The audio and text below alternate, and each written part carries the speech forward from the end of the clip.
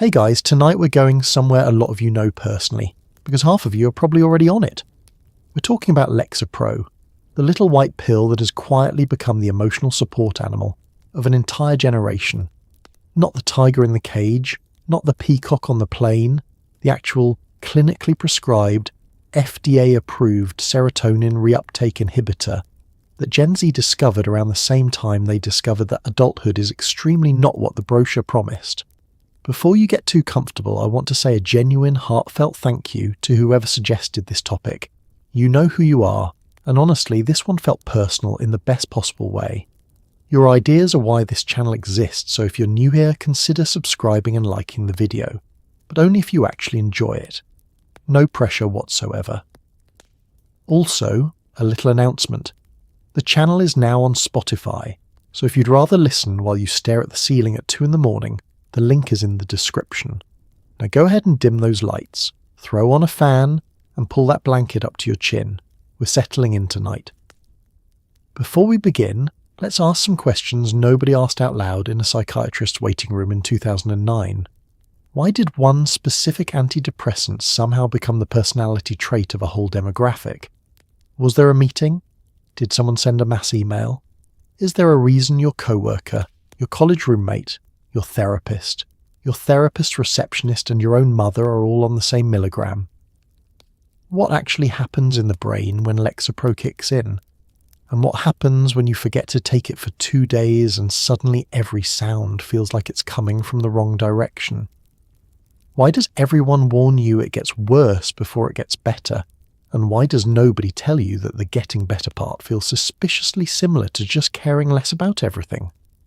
And perhaps most importantly, who invented this thing? How did it go from one chemist's notebook to 100 million prescriptions? And did any of them have any idea what they were unleashing? Congratulations. You've just swallowed a 5 mg tablet in the year 2002. You have no idea if it's working yet. Your therapist says to give it 4 to 6 weeks. Your stomach says something different. Welcome to the history of Lexapro. Before anyone had a name for what was wrong, people had names for it anyway. Melancholia, nervous exhaustion, the vapors, neurasthenia, a bad constitution, or simply being difficult. The idea that the human mind could malfunction in ways that had nothing to do with character or willpower is, in the long view of history, a genuinely radical one. And for most of recorded time, it was not an idea anyone was particularly interested in entertaining. You were sad because you were weak, or sinful, or cursed, or because your black bile was out of balance, or because you simply hadn't tried hard enough to be cheerful, and the treatment accordingly involved prayer, cold water, vigorous exercise, and the firm social understanding that you would keep it to yourself. The ancient Greeks had a word for it, melancholia, literally black bile. According to Hippocratic theory, your mood was governed by 4 bodily fluids: blood, phlegm, yellow bile, and black bile. And if the black bile accumulated in excess, you became despondent, fearful, and unable to find pleasure in things that used to bring you pleasure. The treatment was dietary adjustment, bloodletting, and if the case was severe, hellebore, a plant with strong purgative properties that would, in high doses, also kill you, which perhaps clarified priorities. The Greeks were not wrong to treat it as a medical problem rather than a moral one. That was genuinely forward-thinking for the era. They were simply working with a model of the body that had no relationship to how the body actually operated. For most of the centuries that followed, the progress was uneven in both directions. Medieval Europe, which had inherited the humoral tradition through Arabic medical scholarship, maintained the framework of black bile while adding a spiritual layer. Your melancholy might also be a visitation from demons, a punishment for sin, or evidence of spiritual aridity, a condition called acedia, the failure to find joy in God's creation, which occupied a strange middle ground between what we would now call depression and what a medieval theologian would call a character problem requiring confession. Treatment involved both the herbal and the liturgical. You drank bitter herbs and you prayed, not necessarily in that order. Renaissance medicine added complexity without adding accuracy. physicians argued about which humours predominated, about the influence of Saturn on temperament, about whether melancholy was always a disease or sometimes a sign of exceptional intellectual depth. There was a theory, popular enough to generate a famous engraving by Dürer, that the greatest artists and philosophers were constitutionally melancholic, that the black bile that made you suffer also made you brilliant. This idea was not without charm, and it has never fully gone away, which is why certain creative fields still carry a faint ambient suspicion that treating depression might sand off the very qualities that make a person interesting. It is a beautiful theory, and a genuinely harmful one. The 18th century brought the concept of nerves to the centre of the conversation. Physicians began to attribute psychological suffering to disorders of the nervous system rather than the humours, a shift that sounds more scientific and was, structurally, about as evidence-based as what it replaced. You were now suffering from nervous irritation, or nervous debility, or an excess of nervous sensibility. The treatments expanded accordingly. Electric stimulation became fashionable. Cold baths were recommended, and a Scottish physician named William Cullen coined the word neurosis, by which he meant a disorder of the nerves without demonstrable organic cause. The word would survive long past the framework that produced it. What all of these systems shared, the humoral, the spiritual, the nervous, was a conviction that psychological suffering was a single, unified thing with a single, unified explanation. The idea that there might be many different kinds of not being okay, with different mechanisms, different time courses and different treatments, was still waiting to be born, and it would take a very long time and a lot of very unfortunate experiments with plants and electricity and leeches before anyone got meaningfully closer. By the mid-1800s, something interesting was happening in Europe and America. Being mentally unwell was becoming, if not exactly fashionable, at least narratable.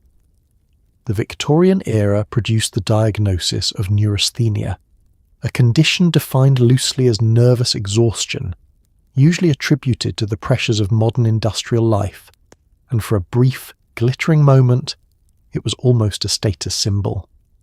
If you were a sensitive, overworked professional collapsing under the strain of civilization, you were, in a certain light, proof that civilization had gotten intense enough to be worth collapsing under.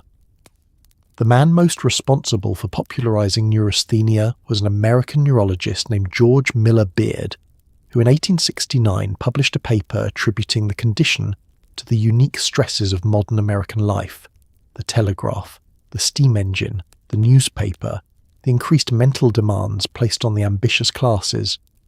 This was, in essence, the first formal argument that contemporary technology and information overload were making people mentally ill, an argument that has been made with adjustments to the list of technologies in every single decade since. The human desire to blame whatever is newest for whatever hurts most is remarkably stable across history. Neurasthenia was diagnosed almost exclusively in people who could afford to have it. Working-class people did not develop neurasthenia. They developed character deficiencies, laziness, or moral failings.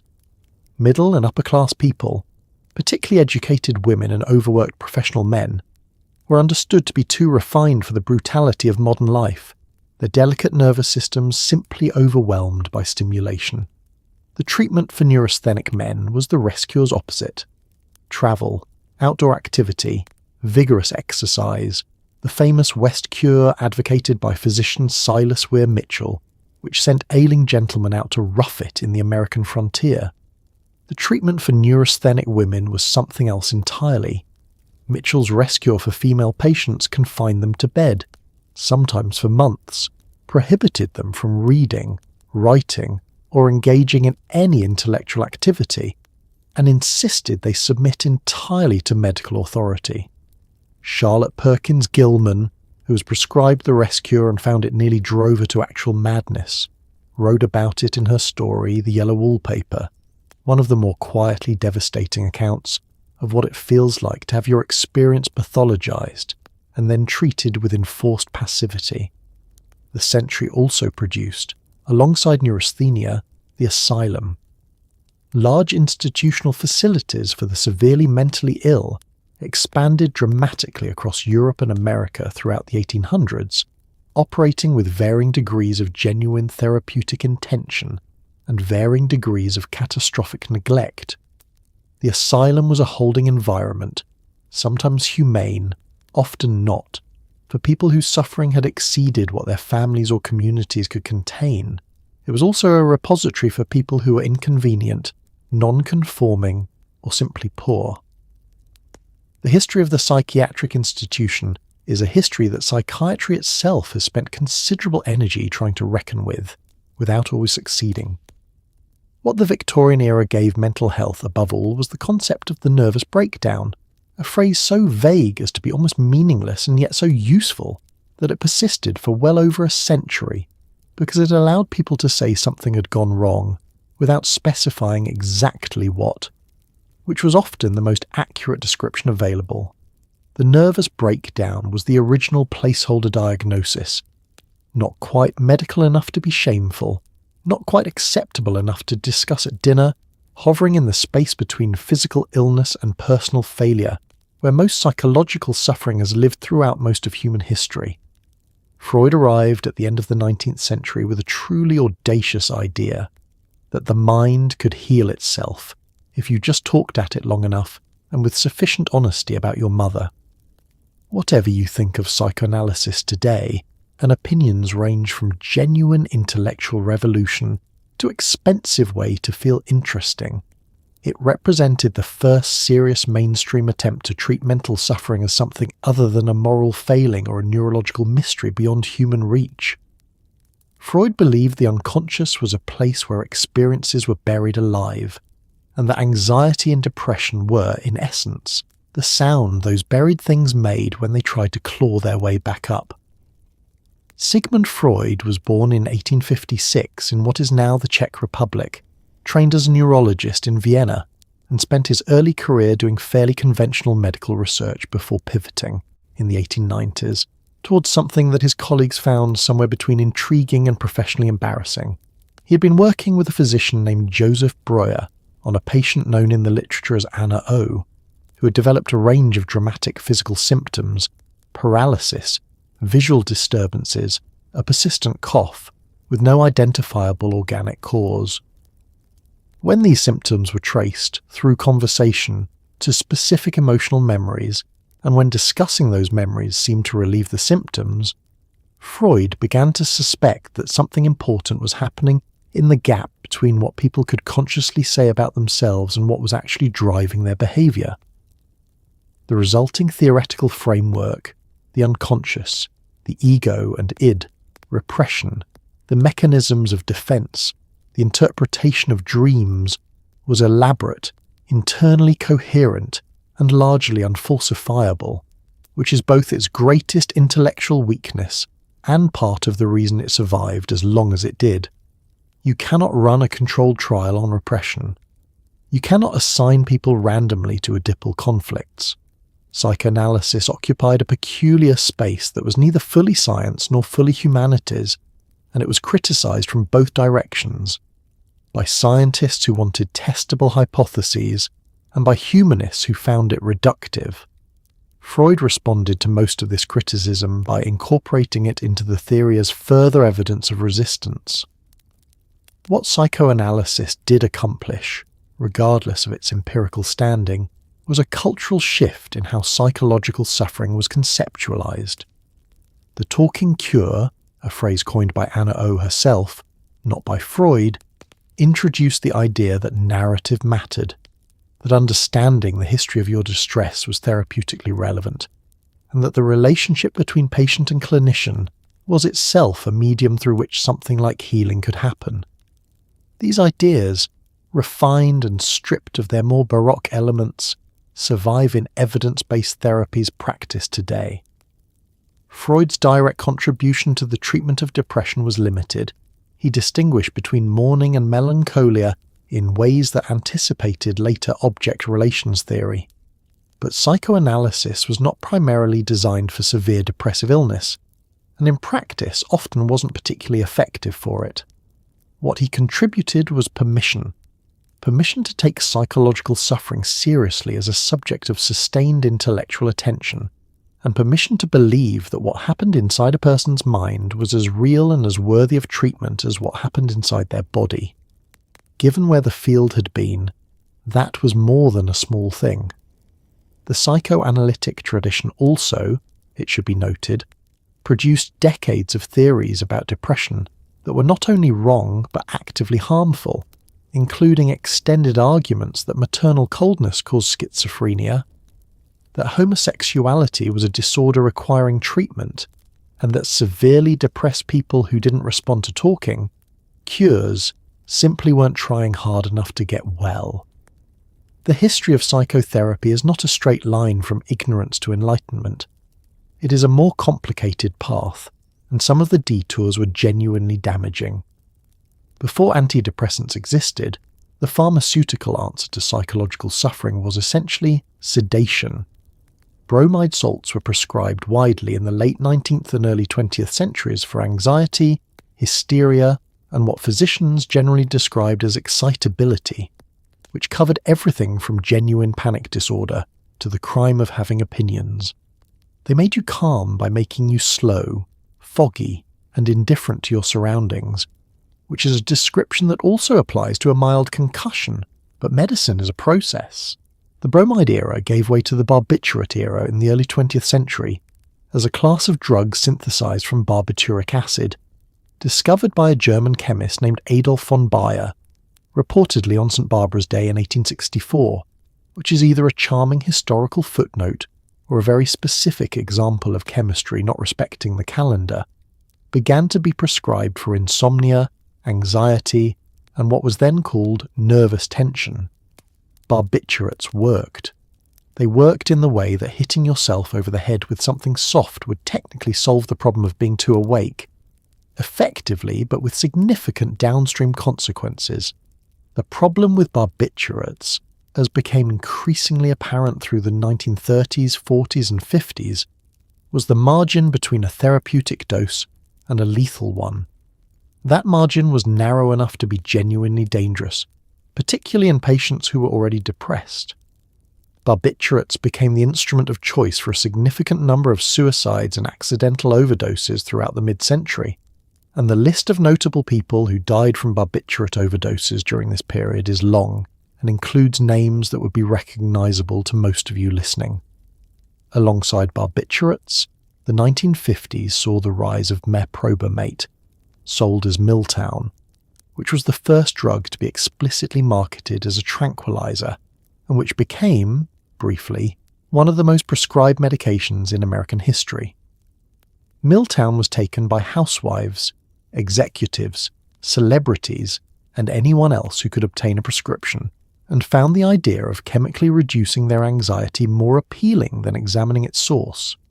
It was, in retrospect, a preview of the cultural dynamic that would later play out with benzodiazepines, and, in a different register, with SSRIs. The combination of genuine therapeutic benefit, genuine overprescription, and a cultural desire to frame psychological distress as something solvable with the right compound. The critical limitation of all these early pharmacological approaches was that none of them were actually treating the underlying conditions they were prescribed for. They were managing symptoms by reducing arousal and dampening reactivity across the board.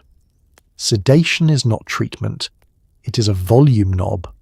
Turning down the volume on suffering is not the same as addressing its source, and the people for whom these drugs were prescribed often remained as depressed, as anxious, and as functionally impaired as before, just quieter about it, and with the additional complication of physical dependence. The drugs that would actually attempt to treat the mechanism of depression, rather than simply soften its expression, were still waiting in a series of lab notebooks and accidental observations that nobody had yet fully understood. In the early 1950s, a tuberculosis drug called iproniazid was being tested on patients in a Staten Island sanatorium, and something strange kept happening. The patients were not just getting better physically, they were getting cheerful, conspicuously, almost embarrassingly cheerful.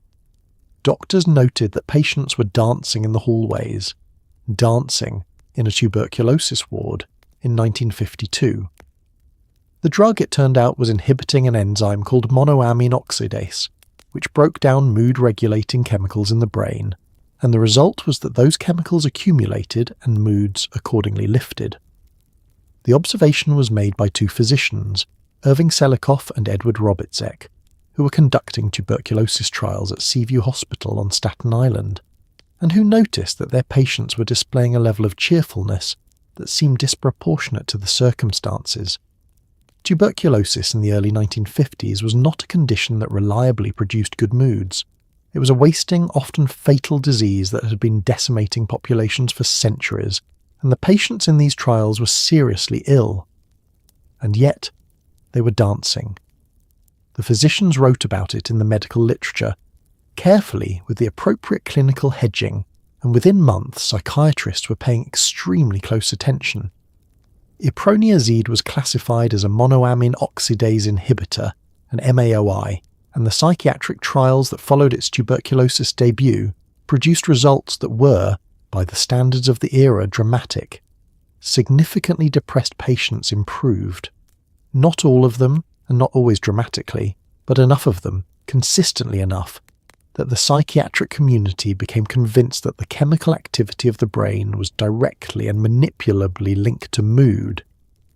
This was, in the history of psychiatry, a pivotal moment, the first real pharmacological evidence that depression was a biological condition that could be altered by targeting specific biochemical processes. The MAOIs worked, but they came with a complication that earned them a lasting reputation for danger and difficulty. Monoamine oxidase is not just in the brain, it is also in the gut, where it breaks down a compound called tyramine found in aged cheeses, cured meats, fermented products, and certain wines. On an MAOI, tyramine accumulated dangerously, causing sudden, severe spikes in blood pressure, hypertensive crises that could cause stroke and death. Patients on MAOIs had to follow extremely restrictive diets, and the list of foods to avoid, aged cheddar, salami, Chianti, even certain varieties of broad bean, became one of the more famous and feared dietary prescriptions in the history of pharmacology. The cheese problem, as it came to be known informally, would shadow the MAOIs for decades and substantially limit their clinical use. What Iproniazid's story established, regardless of its practical limitations, was a new way of thinking about both depression and treatment. If a drug that prevented the breakdown of serotonin and norepinephrine improved mood, then mood was at least partially a function of those chemicals, and those chemicals were a legitimate target for therapeutic intervention. This logic, simple, powerful, and not entirely wrong, would drive psychiatric pharmacology for the next 70 years. It would also eventually lead a chain of researchers through a series of increasingly refined molecular strategies toward a compound developed in Denmark in the 1970s, purified into its most active form in the 1990s, and approved for American markets in 2002 under a name you recognize. Around the same time that Iproniazid was making tuberculosis patients dance, a Swiss psychiatrist named Roland Kuhn was testing a sedative compound called imipramine on patients with schizophrenia, with disappointing results. It did essentially nothing for schizophrenia. But the depressed patients? They perked up in ways that were clinically unmistakable, and Kuhn, to his enormous credit, decided to pay attention to what the drug was actually doing rather than what he had hoped it would do. This is rarer in science than it should be. Kuhn had been working at a psychiatric hospital in Münsterlingen, Switzerland, and had been given access to a series of compounds developed by the pharmaceutical company Geigy, compounds that were structurally similar to chlorpromazine, the first antipsychotic, which had been introduced in 1952 and represented its own revolution in psychiatric pharmacology. Kuhn's compound, imipramine, had a 3-ring molecular structure, which would give the class its name, tricyclics, and when it failed to produce the sedation and antipsychotic effects that Kuhn had been hoping for, he did something methodical rather than disappointed. He kept watching. What he observed in the winter of 1956 and into 1957 was that severely depressed patients, people who had been essentially inert, withdrawn, and non-responsive to other treatments, began to animate. They started eating again. They began to speak more. Some of them reported that the quality of their subjective experience had changed in ways that were difficult to articulate precisely, but were clearly meaningful.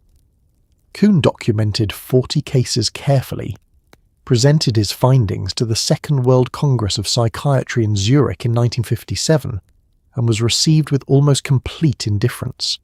Psychiatry at that point was still organised primarily around psychoanalytic and institutional frameworks, and the idea that a pill could meaningfully alter the course of depression struck many of his colleagues as reductive. They were wrong, and the field caught up within a few years.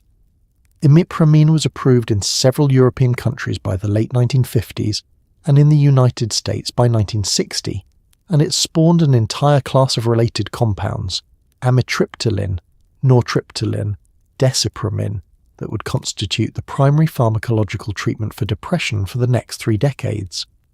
The tricyclics worked. For many patients, they worked quite well. The problem was that they worked indiscriminately. The same 3-ring structure that blocked the reuptake of serotonin and norepinephrine also affected a wide range of other receptor systems: histamine, acetylcholine, cardiac ion channels, producing a side effect profile that included sedation, dry mouth, constipation, urinary retention, blurred vision, and most seriously cardiac toxicity and overdose. That last point mattered enormously. Depression is a condition with a significant suicide risk, and prescribing a potentially lethal drug to a population that included suicidal patients was a tension that clinicians managed carefully and imperfectly. The therapeutic window for tricyclics was wide enough to be useful, but narrow enough to be dangerous, and overdose deaths, intentional and accidental, accumulated steadily through the 1960s and 70s. The need for a drug that retained the mood-lifting properties of the tricyclics while eliminating or at least substantially reducing their toxicity became one of the central problems in pharmacological psychiatry. The solution would come from a research program that began in the 1960s and would take almost 20 years to reach the pharmacy shelf. By the mid-1960s, a framework was taking shape, one that would define psychiatry for the next half-century and also generate approximately $1 trillion in pharmaceutical revenue. The theory, known as the monoamine hypothesis, proposed that depression was fundamentally a deficiency of certain neurotransmitters: serotonin, norepinephrine, dopamine. You were sad, the theory suggested, because your brain was running low on the chemicals that make not sadness possible. It was a compelling, elegant, almost satisfying idea. It was also incomplete in ways that nobody fully admitted until much later. The hypothesis was developed almost simultaneously and independently by Joseph Schildkraut in the United States, who published a landmark paper in 1965 proposing that depression was associated with a relative deficiency of norepinephrine, and by Alec Coppen in Britain, who emphasized serotonin. The supporting evidence came largely backwards, meaning the reasoning ran from drug effects to biological theory, rather than from established biology to drug design. Because iproniazid prevented the breakdown of monoamines and relieved depression, and because reserpine, a drug used to treat high blood pressure that depleted monoamines, caused depression as a side effect, the inference was that monoamine deficiency caused depression in the first place. This is a bit like concluding that aspirin deficiency causes headaches because aspirin relieves them, but the logic was persuasive enough to organize an entire research program. What the monoamine hypothesis gave the pharmaceutical industry was a target, a specific molecular mechanism that could, in theory, be manipulated with increasing precision. If depression was caused by insufficient serotonin at the synapse, then drugs that increased synaptic serotonin should relieve depression. The Mayos did this by preventing serotonin's breakdown. The tricyclics did it by blocking serotonin's reuptake into the presynaptic neuron. What researchers began working toward was a compound that would block serotonin reuptake more selectively, hitting that specific mechanism while leaving the rest of the brain's receptor landscape alone. A cleaner, more targeted molecule, less collateral damage, the selectivity problem drove pharmaceutical research through the late 1960s and into the 70s. Teams at multiple companies, Eli Lilly, Pfizer, Lundbeck and others, were working in parallel on compounds designed to inhibit serotonin reuptake specifically. The race was competitive and complicated because building selectivity into a molecule while preserving its therapeutic potency required both deep pharmacological knowledge and a substantial amount of trial and error that involved synthesizing compounds, testing them in animal models, discarding most of them, and starting again. It is worth pausing here to note that the monoamine hypothesis, for all its productivity as a research scaffold, had a significant flaw. It predicted that drugs raising synaptic serotonin should work immediately, since the chemical change happens within hours of taking the first dose. But antidepressants don't work immediately. They take weeks. This lag, the 4 to 6 week clinical delay that you will learn about firsthand if you are ever prescribed Lexapro, was never satisfactorily explained by the original monoamine framework, and it suggested from the beginning that whatever antidepressants were actually doing in the brain, it was not simply the direct consequence of a serotonin top-up. The theory was a useful map. It was not the territory. And the territory, as it turned out, was considerably more complicated. In 1987, a pharmaceutical company called Eli Lilly released a drug called fluoxetine under the brand name Prozac, and almost immediately, American culture began reorganizing itself around it. Prozac was a selective serotonin reuptake inhibitor, an SSRI, meaning it blocked the recycling of serotonin in the brain, leaving more of it available between neurons.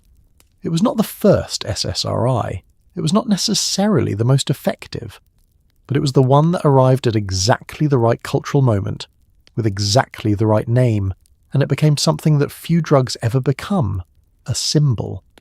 The development of fluoxetine began in the late 1960s in a research program at Eli Lilly led by chemist Brian Malloy and pharmacologist Ray Fuller, who were working on compounds that would selectively inhibit serotonin reuptake without the broad receptor activity of the tricyclics.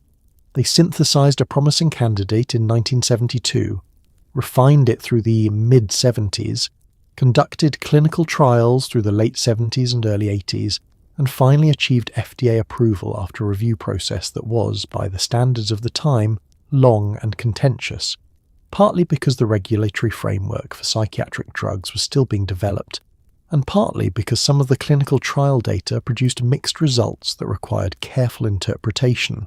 By the time Prozac reached American pharmacies in early 1988, the cultural conditions were unusually receptive. The AIDS crisis had fundamentally altered the relationship between patient communities and the FDA, pushing regulators toward faster approvals and generating a new kind of medical consumer activism. The mental health parity movement was beginning to gain traction. The stigma around psychiatric treatment, while substantial, was cracking at the edges in ways that created space for a mainstream conversation about antidepressants that hadn't previously existed. And fluoxetine was, compared to its predecessors, genuinely easier to take. Once daily, with a long half-life that made missed doses less destabilizing, and with a safety profile in overdose that was dramatically better than the tricyclics. Prescriptions grew with a speed that surprised even Eli Lilly. Within 2 years of its launch, Prozac was the most prescribed antidepressant in the United States. Within a few more years, it was appearing on the cover of Newsweek and being described in general interest publications as a drug that could change not just moods but personalities, that could, as Peter Kramer would later argue, make people better than well. This framing was both the drug's greatest marketing asset and, in the longer view, one of the more consequential oversimplifications in the history of pharmaceutical communication. The SSRI class that followed, sertraline, paroxetine, fluvoxamine, citalopram, and eventually escitalopram, occupied the same basic pharmacological space as fluoxetine, with variations in half-life, drug interactions, and side effect profiles that gave clinicians reasons to try different agents for different patients. None of them was the revolution that Prozac had been in terms of cultural visibility, but each represented a refinement. The goal, as it had been since the monoamine hypothesis took hold, was the same: more selectivity, cleaner action, better tolerability. And the most selective, cleanest, best tolerated version of the basic serotonin reuptake inhibitor concept was still in development in a Danish pharmaceutical company's research laboratories, Styrelsost, working its way, molecule by molecule, toward a little white pill that would eventually end up in a very large number of medicine cabinets.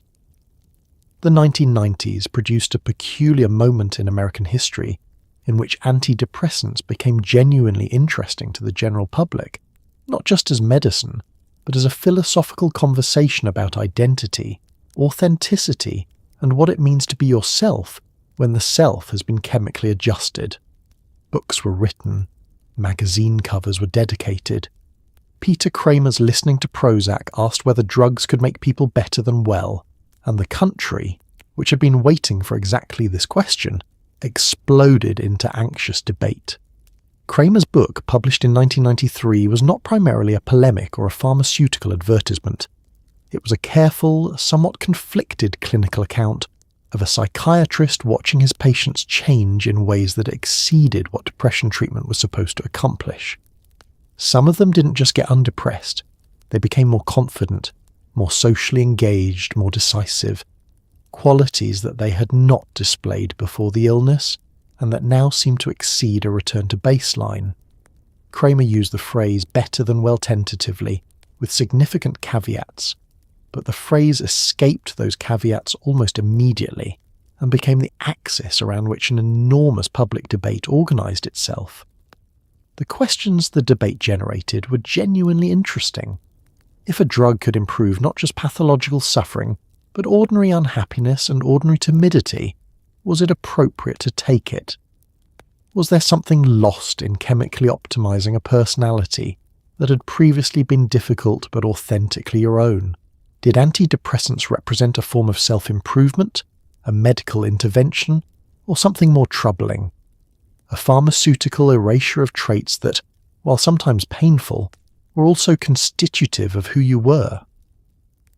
These questions had no clean answers, and the conversation they generated in op-ed pages in therapy offices at dinner parties, where someone had recently started or stopped a prescription, was genuinely substantive. Meanwhile, the actual clinical landscape of the 1990s was considerably more mundane than the philosophical debate suggested. Most people prescribed Prozac, and its successors were not using them to achieve superhuman confidence or to redesign their personalities. They were depressed or anxious or both, and they were taking a drug that, in many cases, made it possible for them to function, to keep working, to maintain relationships, to get out of bed in a way that had become difficult. The gap between the cultural conversation about SSRIs and the lived experience of most people who were actually taking them was, as is often the case with cultural conversations about medical issues, substantial. The backlash arrived alongside the enthusiasm. Critics argued that the pathologization of ordinary unhappiness was creating a medicated society in which normal human emotional responses to difficult circumstances were being pharmacologically suppressed rather than addressed.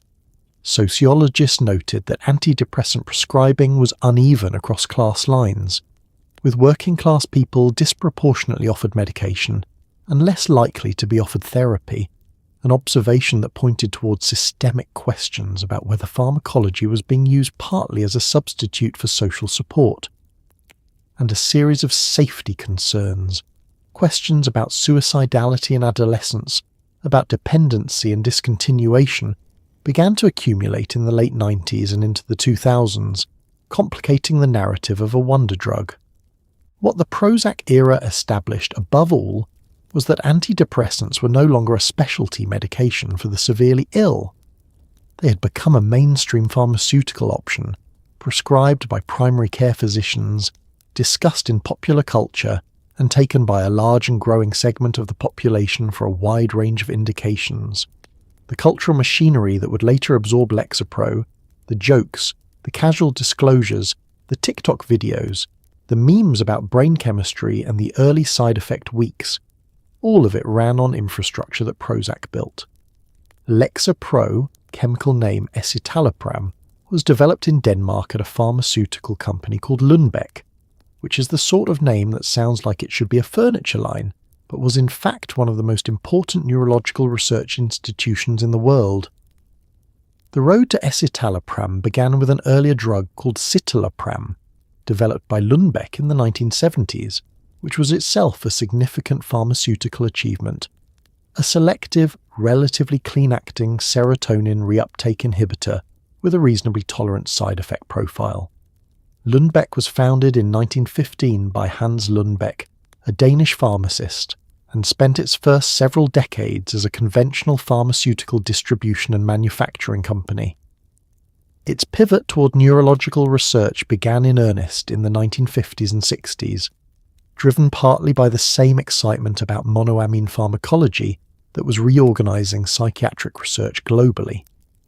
The company's research division, working under the direction of Jürgen Hittel and Klaus Bugersü among others, began systematically synthesizing compounds designed to selectively inhibit serotonin reuptake with the precision that the monoamine hypothesis implied was worth pursuing. Escitalopram, the compound that would become the parent molecule of Lexapro, emerged from this research program in 1971, was developed through the 1970s, and was approved in Denmark in 1989. It reached the United States market considerably later, in 1998, sold by Forest Laboratories under the brand name Celexa. By the time it arrived in America, the SSRI market was already crowded with Prozac, Zoloft, Paxil and Luvox, and citalopram had to earn its place on clinical formularies by demonstrating a tolerability and drug interaction profile that was in certain respects cleaner than its competitors. It did well. It became widely prescribed, particularly among patients and clinicians who found its relatively simple pharmacokinetic profile attractive. The research that led from citalopram to escitalopram was driven by a discovery that had significant implications for how the drug actually worked. When chemists analysed citalopram's molecular structure in detail, they found that it consisted of two mirror image molecules, the R enantiomer and the S enantiomer, bundled together in equal proportions, as is common in synthesized organic compounds. When researchers at Lundbeck separated these two forms and tested them independently, they found something clarifying. The S enantiomer was the active therapeutic agent, responsible for the drug's serotonin reuptake inhibition. The R enantiomer was essentially inert therapeutically, and worse, there was evidence that it might actually interfere with some of the S enantiomer's activity at the serotonin transporter. Separating the active enantiomer from the inactive one is a process called chiral separation, and it was by the 1990s a technically achievable, if commercially demanding proposition. Lundbeck invested in the process, isolated the S enantiomer, conducted new clinical trials with the purified compound, and produced a drug that, by certain measures, was more potent and more selective than citalopram, meaning you could potentially achieve equivalent therapeutic effects at a lower dose, with a cleaner pharmacological action and somewhat better tolerability in some patient populations. This was not a new molecule in any fundamental sense. It was a refined, concentrated, precisely isolated version of the active component that had been in citalopram all along. Here is where organic chemistry gets interesting, or at least as interesting as organic chemistry gets at 11:30 at night when you're lying in the dark. Citalopram, Lexapro's predecessor, was what chemists call a racemic mixture, meaning it contained two mirror image versions of the same molecule, called enantiomers. Imagine gloves. A left-handed glove and a right-handed glove are mirror images, structurally identical, but only one fits correctly on a given hand. In citalopram's case, only one enantiomer, this enantiomer, or escitalopram, was doing the therapeutic work. The concept of chirality, from the Greek word for hand, is one of the more counterintuitive features of molecular pharmacology. Two molecules that are mirror images of each other can have dramatically different interactions with the proteins in your body, because those proteins are themselves asymmetric structures that recognize and bind molecules based on their three-dimensional shape. The lock and key metaphor that is sometimes used to describe drug receptor interactions is imprecise in a number of ways, but it captures something real about why chirality matters.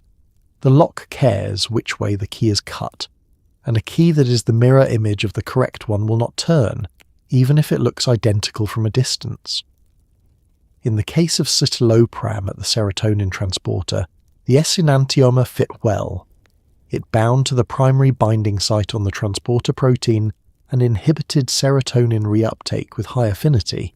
The R enantiomer bound less well to the primary site and appeared in subsequent research to also bind to an allosteric site on the transporter, a secondary location whose occupation by the R enantiomer seemed to partially interfere with the S enantiomer's activity at the primary site. This meant that the racemic mixture of escitalopram was, in a sense, working against itself. The inactive half of the drug was partially blunting the effect of the active half. Removing the R enantiomer, then, should in theory produce a drug that was both more potent, because the inhibitory interference was gone, and potentially better tolerated, because you were administering less total molecular mass to achieve the same serotonin transporter inhibition. The clinical trials conducted by Lundbeck through the late 1990s compared escitalopram to citalopram and to placebo across a range of doses, and the results supported this prediction in most respects. Escitalopram showed efficacy at lower doses than citalopram, had a somewhat cleaner drug interaction profile, and in some comparisons demonstrated marginally faster onset, not the 4 to 6 weeks of the full effect, but some early signal appearing slightly earlier.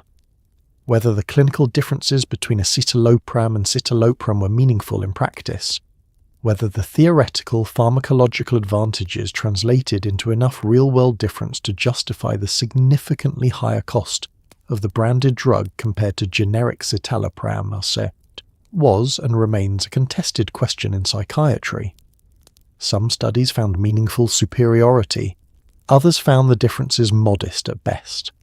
What is not contested is that escitalopram became, particularly after the generic versions appeared, one of the most prescribed antidepressants in the world, not because it was dramatically better than everything that came before it, but because it represented the logical endpoint of 30 years of incremental refinement in SSRI pharmacology.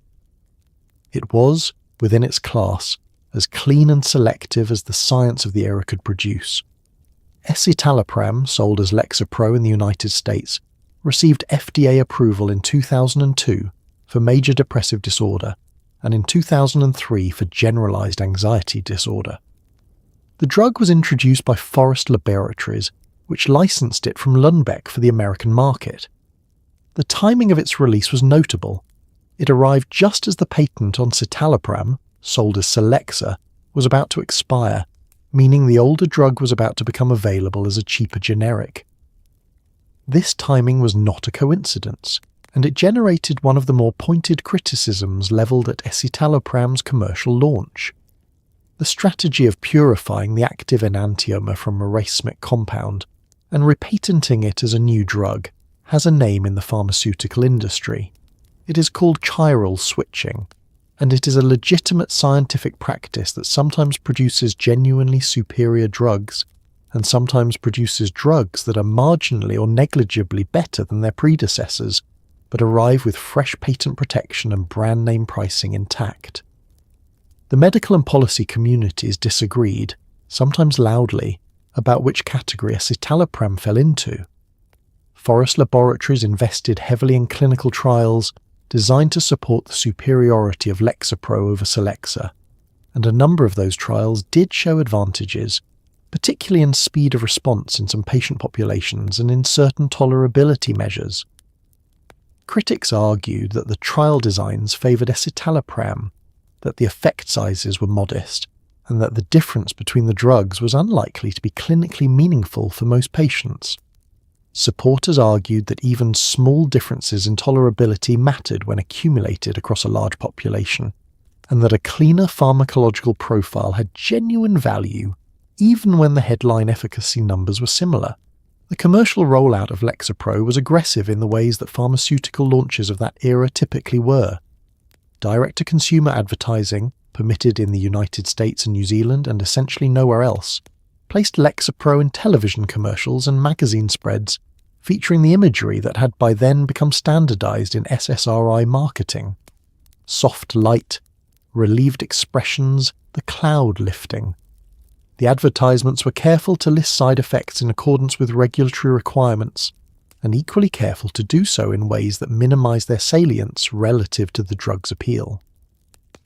Forest Laboratories also engaged in a physician detailing campaign that included activities later examined in legal proceedings.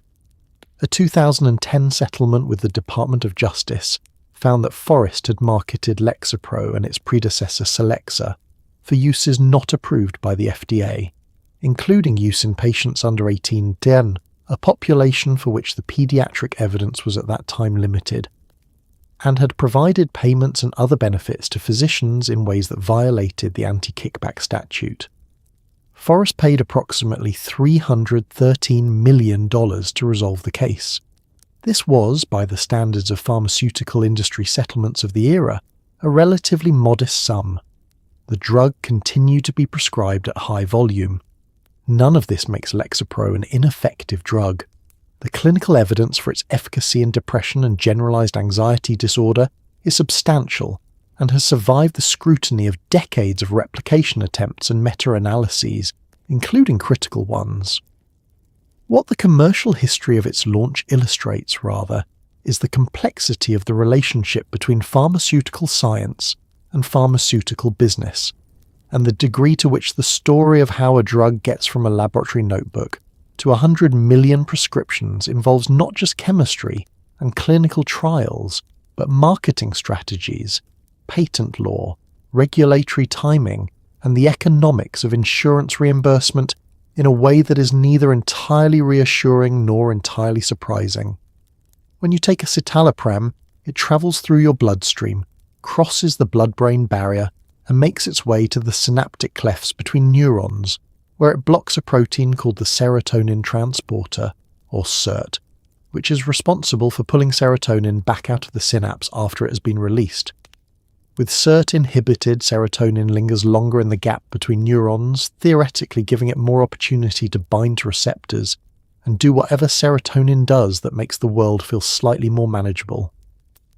The qualification theoretically in that last sentence is doing a considerable amount of work, and it is worth pausing on it. The mechanism of escitalopram at the serotonin transporter is among the best understood aspects of the drug's pharmacology. It has been characterized in extraordinary molecular detail, and the basic fact that the drug inhibits SERT is not in dispute. What is less clear, and what has been less clear since the monoamine hypothesis was first proposed in the 1960s, is the causal chain between that molecular event and the clinical experience of feeling better.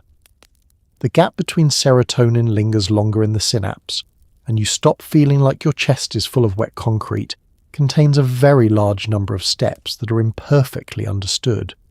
Serotonin itself is not simply a happiness chemical, a description that appears in popular explanations of antidepressants, with a frequency inversely proportional to its accuracy.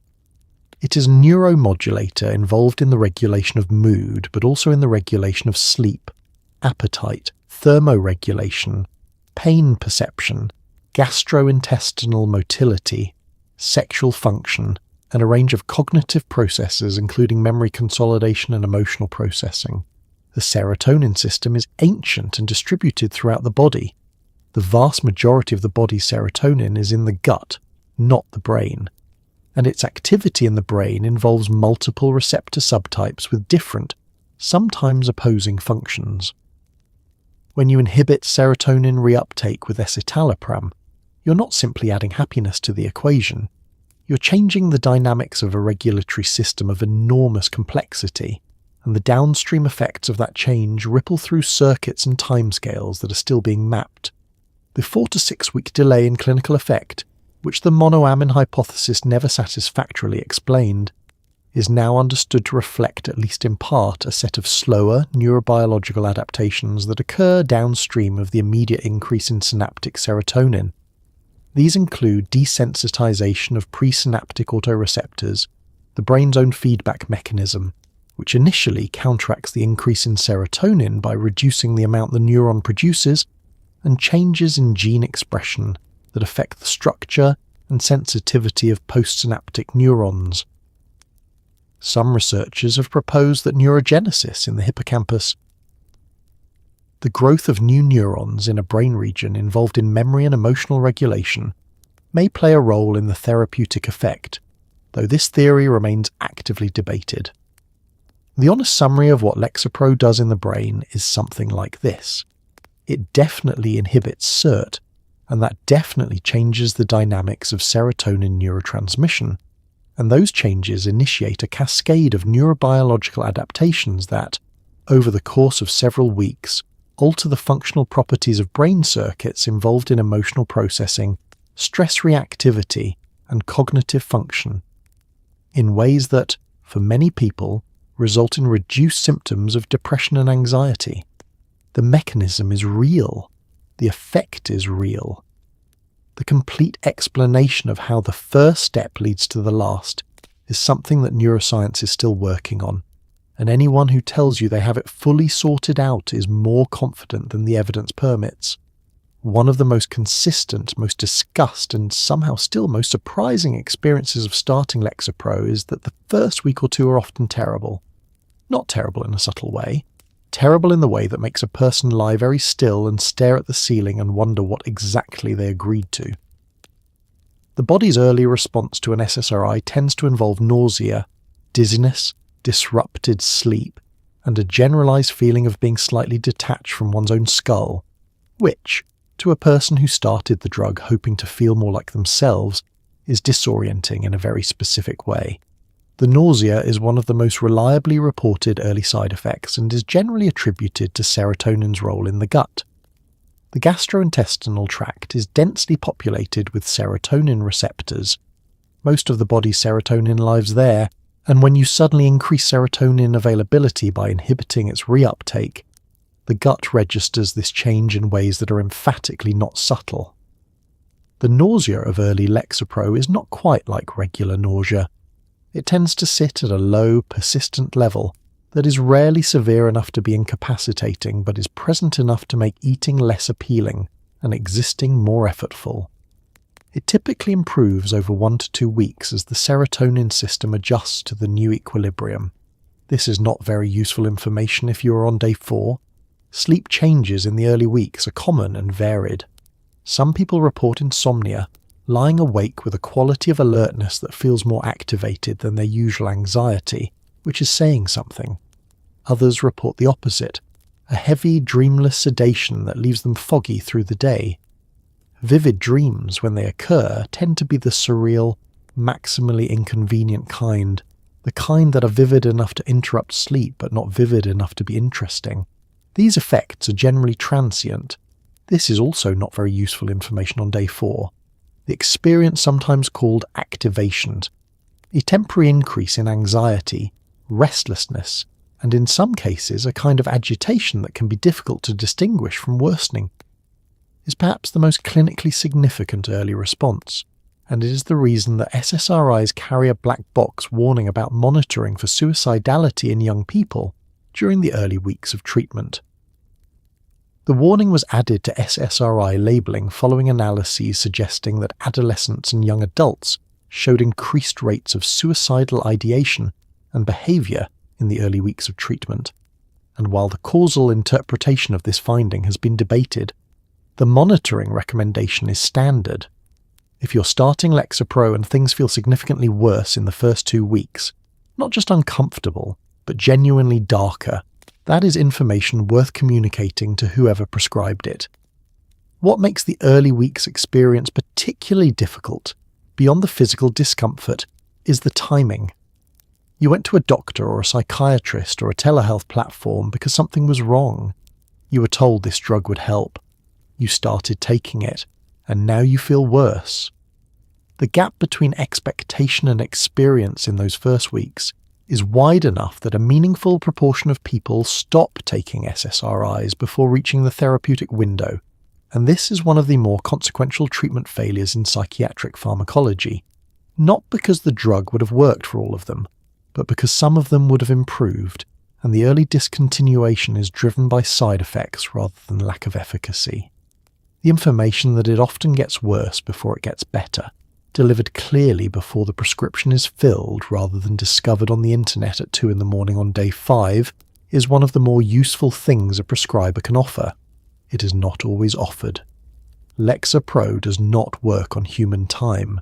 This is perhaps the single most important and most maddening fact about it. You cannot take a Lexapro the way you take a Tylenol. Swallow it, wait 40 minutes, feel better. The drug requires weeks to exert its full therapeutic effect, and the reasons for this are only partially understood even by the people who study it for a living. The current thinking involves not just the immediate increase in synaptic serotonin, but the slower, downstream changes that follow: receptor desensitization, shifts in gene expression, possible neurogenesis in the hippocampus.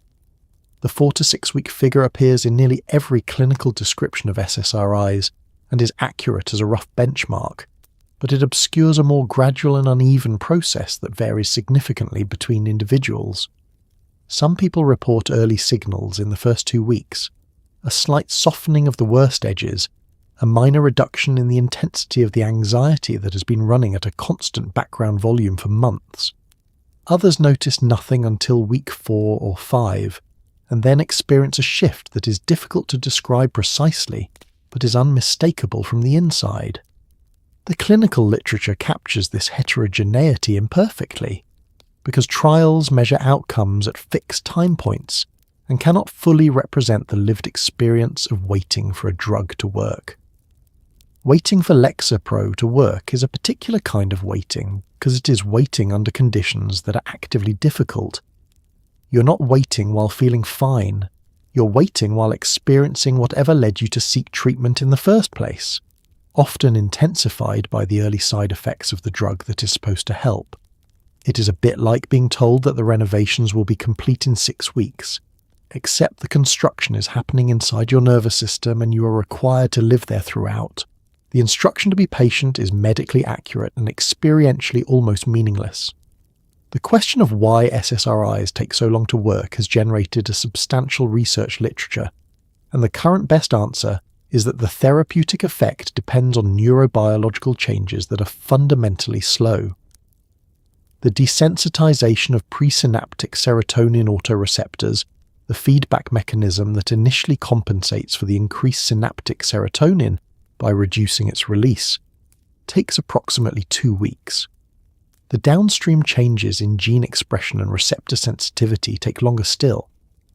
The possible contribution of hippocampal neurogenesis, if it is indeed relevant, operates on a timescale of weeks to months. The brain is not a machine whose parameters can be adjusted in real time.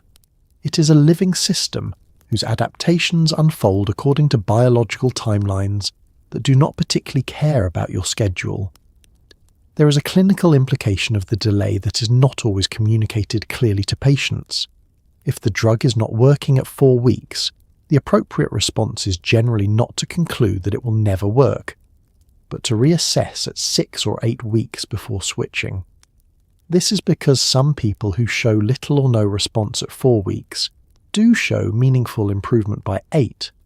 Conversely, if there is no response at 12 weeks at an adequate dose, the likelihood of an eventual response decreases substantially, and it becomes reasonable to consider either a dose adjustment, an augmentation strategy, or a different medication. The art of antidepressant prescribing, such as it is, involves navigating these timelines with a combination of clinical judgment, patient collaboration, and a tolerance for uncertainty that the 6-week wait makes structurally inevitable. There is a certain genre of pharmaceutical advertisement from the early 2000s in which an attractive person walks through a sunlit meadow while a cheerful voice reads a list of potential side effects at the speed of an auctioneer having a medical emergency. Lexapro's list includes, but is not limited to, nausea, insomnia, somnolence, increased sweating, dry mouth, dizziness, sexual dysfunction, and something the clinical literature calls emotional blunting, a phrase that sounds like it should be a yoga term but actually describes the sensation of having one's feelings sanded gently down until they arrive slightly late and at reduced volume. The sweating is underreported in casual conversation about SSRIs and experienced by the people who experience it as one of the more socially inconvenient side effects. It is not proportional to temperature or exertion. It arrives, apparently, whenever it likes. Night sweats are common enough that they appear in clinical guidelines as a recognised adverse effect, and for people who share a bed with someone, this adds a layer of complexity to the already complex experience of starting an antidepressant.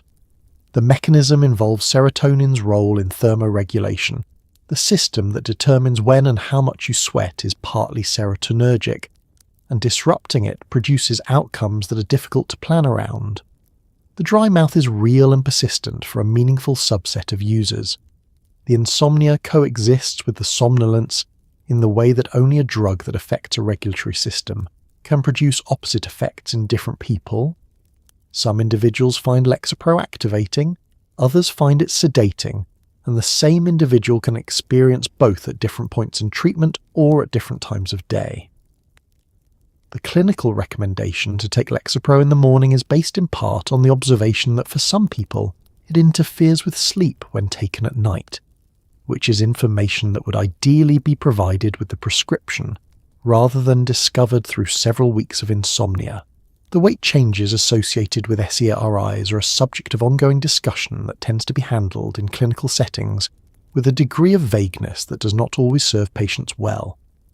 SSRIs as a class are associated with modest weight gain in a portion of users, generally most pronounced over the longer term rather than in the early weeks.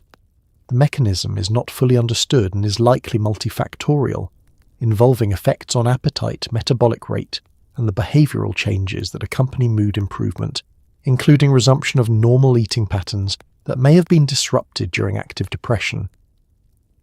For some patients, particularly those who are eating poorly during a depressive episode, weight gain on Lexapro reflects normalization.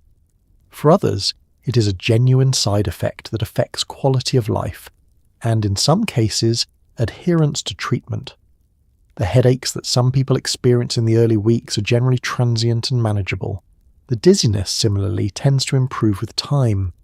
What does not always improve, and what distinguishes some persistent side effects from the early weeks' discomfort, is the sexual dysfunction, which persists for the duration of treatment in a significant proportion of users and which deserves more attention than it typically receives in the clinical literature, or, more importantly, in the conversations that happen when a prescription is written. Sexual dysfunction is one of the most common, most consistently underreported, and most quietly disruptive side effects of SSRI treatment, affecting, depending on which study you read, somewhere between 30 and 70% of people who take these medications. The range is wide, partly because definitions vary, and partly because, for a very long time, neither patients nor doctors were especially eager to bring it up in a clinical setting. You would think that a side effect affecting the majority of users would receive proportional attention. You would be wrong. The forms that SSRI-related sexual dysfunction takes are varied. Reduced libido is the most commonly reported, a flat, affectless relationship with sexual desire that is qualitatively different from simply not being in the mood. The drug does not produce an aversion to sex. It produces something more like indifference, a low-level absence of the signal that normally drives interest.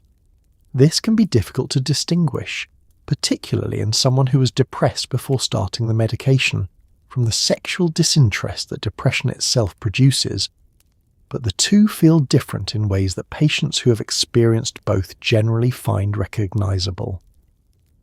Anorgasmia, difficulty or inability to reach orgasm, is reported with particular frequency on SSRIs and can affect people of all genders.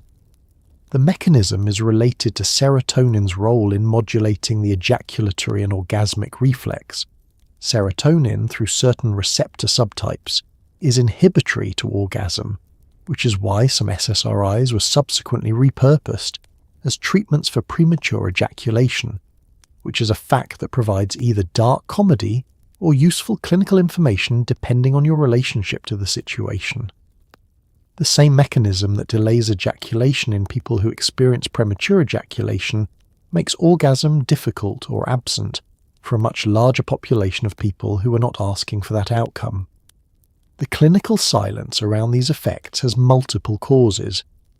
Physicians conducting routine follow-up appointments often do not ask about sexual function because the conversation is awkward and the appointment is short.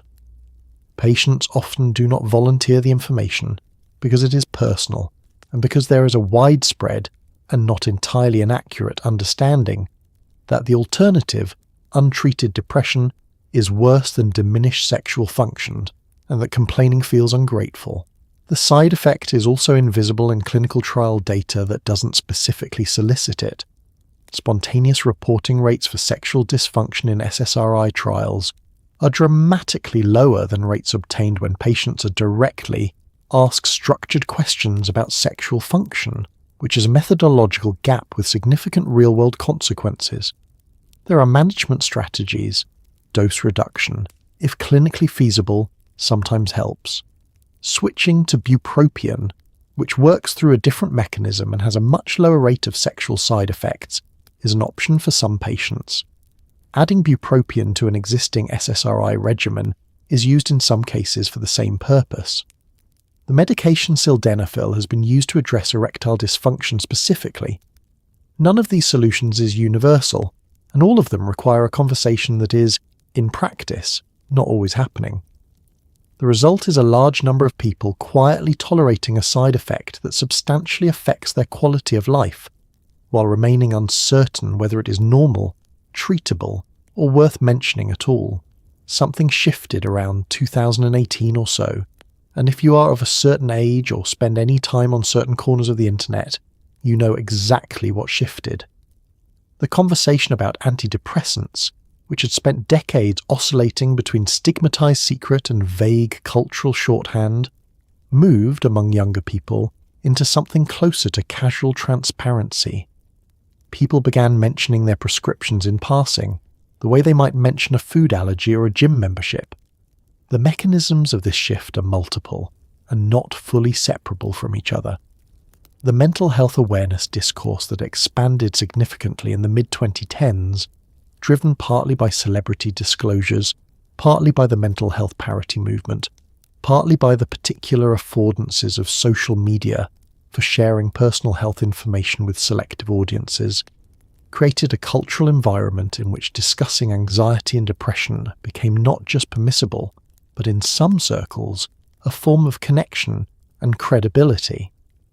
The language of mental health moved from clinical to colloquial with a speed that surprised many observers, including many clinicians. The pandemic accelerated everything. The years 2020 and 21 produced measurable increases in depression and anxiety diagnoses across most age groups, with particularly steep increases among adolescents and young adults, and a corresponding increase in antidepressant prescriptions. For many people who started treatment during the pandemic, the experience of beginning a medication in a moment of widely shared collective distress normalized it in a way that previous generations had not had access to. When everyone you know is either struggling or talking about struggling, the barrier to disclosing your own treatment history drops. TikTok played a role that is difficult to quantify but easy to observe. Your search for starting Lexapro on the platform returns thousands of videos, first-hand accounts of the first days, the nausea, the emotional numbness, the brain zaps on discontinuation, the moment it started working, narrated with a specificity and frankness that no clinical pamphlet has ever achieved. The community that formed around these accounts was not primarily an advocacy community or a medical information community. It was a shared experience community, organized around the recognition that a lot of people were going through the same thing, and that talking about it was less frightening than not talking about it. This transparency has genuine benefits. Patients who arrive at a prescription appointment already familiar with the first week's experience, the 6-week timeline, and the common side effects are better positioned to manage their treatment than patients who encounter these things without preparation. The community information, while not always medically accurate, has reduced the rate of early discontinuation for some people by providing what clinical prescribers often don't have time to offer: a realistic, detailed, emotionally honest account of what the drug actually feels like. What it has not done, and this is worth noting, is resolve any of the underlying questions about efficacy, mechanism, or appropriate prescribing. The normalization of Lexapro as a topic of casual conversation is not the same as a settled understanding of when it is and isn't the right treatment for a specific person in a specific situation. The ideal treatment for depression and anxiety, according to most clinical guidelines, combines medication and psychotherapy, specifically evidence-based modalities like cognitive behavioral therapy, which has a robust research base and a track record of producing durable improvements. The reality of mental health care in the United States is that this combination is difficult to access, expensive to maintain, and increasingly constrained by a therapist shortage that worsened dramatically during and after the pandemic. The numbers are sobering. As of the early 2020s, the United States faced a shortage of mental health providers estimated at tens of thousands of professionals, a gap that varied significantly by geography, with rural areas and lower-income urban neighborhoods disproportionately underserved. The average wait time for a first therapy appointment in many metropolitan areas exceeded several months. Many therapists, facing demand that substantially exceeded their capacity, moved to private pay models that excluded patients relying on insurance, creating a two-tier system in which access to psychotherapy was effectively means-tested in ways that the mental health parity laws of 2008 were intended, but often failed to prevent. Into this gap stepped the prescription pad.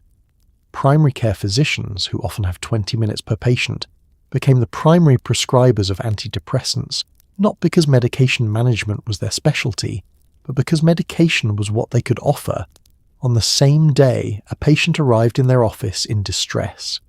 The prescription provided something. It provided action, it provided the possibility of relief, and it required only that the patient be willing to take a pill. The alternative, a referral to a therapist with a 3-month wait list, provided a phone number and an instruction to be patient, which is a substantially less satisfying clinical transaction. The telehealth expansion that accelerated during the pandemic added a third pathway: platforms offering psychiatric medication management with short wait times, often asynchronous assessments, and subscription models that cost less than traditional psychiatric care grew dramatically and made Lexapro prescriptions available with a degree of convenience that had no historical precedent. Whether this expansion improved outcomes broadly, or primarily increased access for people who would have done reasonably well with in-person care, while leaving underserved populations still underserved, is a question the research on telehealth mental health care is still working through. The consequence of this landscape is a large population of people taking antidepressants without concurrent psychotherapy, not because they chose medication over therapy, but because medication was available and therapy was not, or was not affordable, or was not available in the format or language or cultural context that would have made it usable. The clinical data on combined treatment is generally clear that medication plus therapy produces better outcomes than either alone, particularly for long-term remission. The practical gap between what clinical guidelines recommend and what the care system delivers is one of the more persistent and consequential failures in American mental health policy.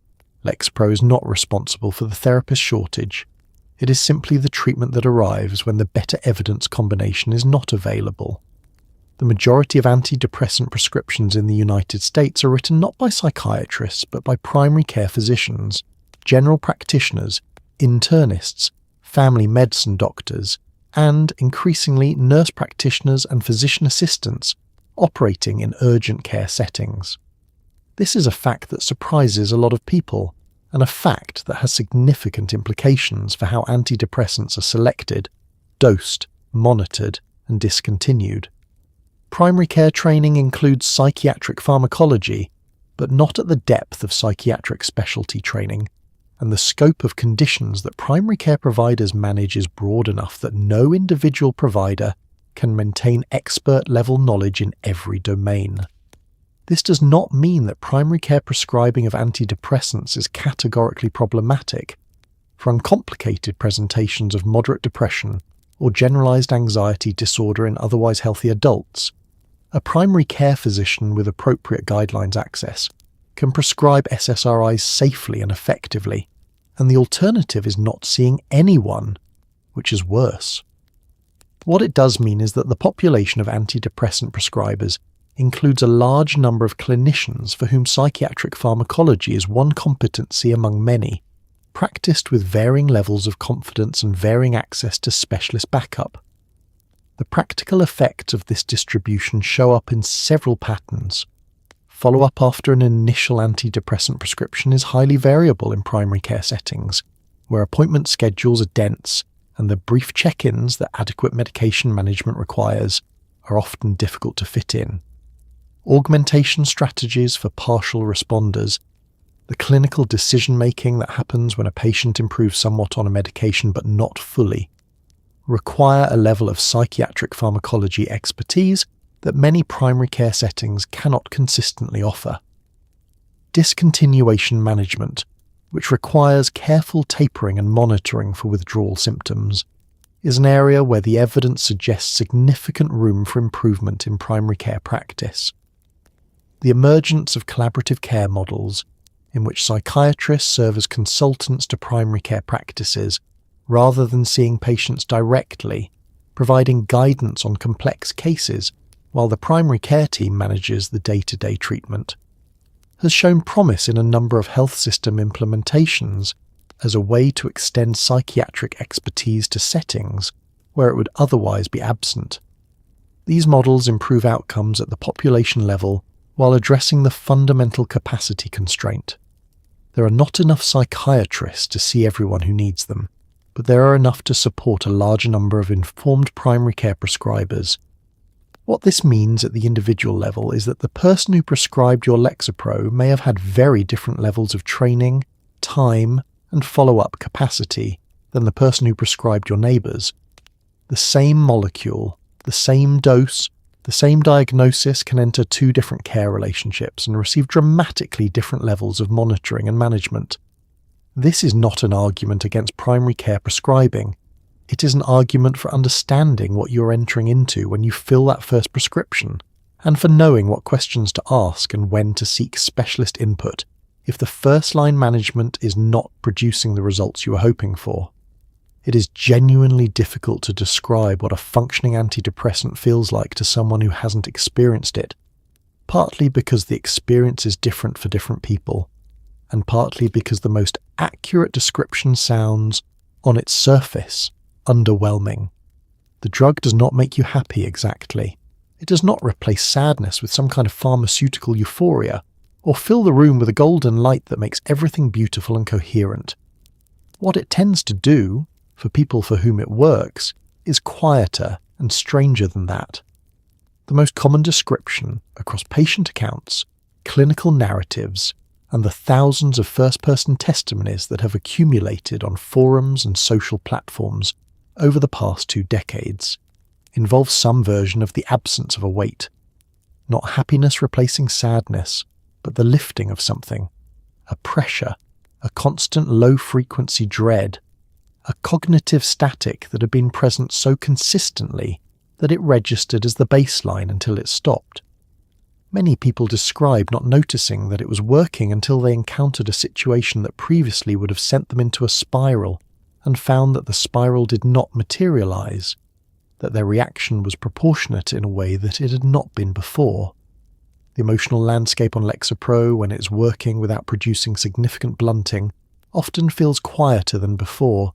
The highs slightly lower, the lows substantially higher, the overall range compressed in a direction that most people, after the first adjustment period, experience as relief rather than loss.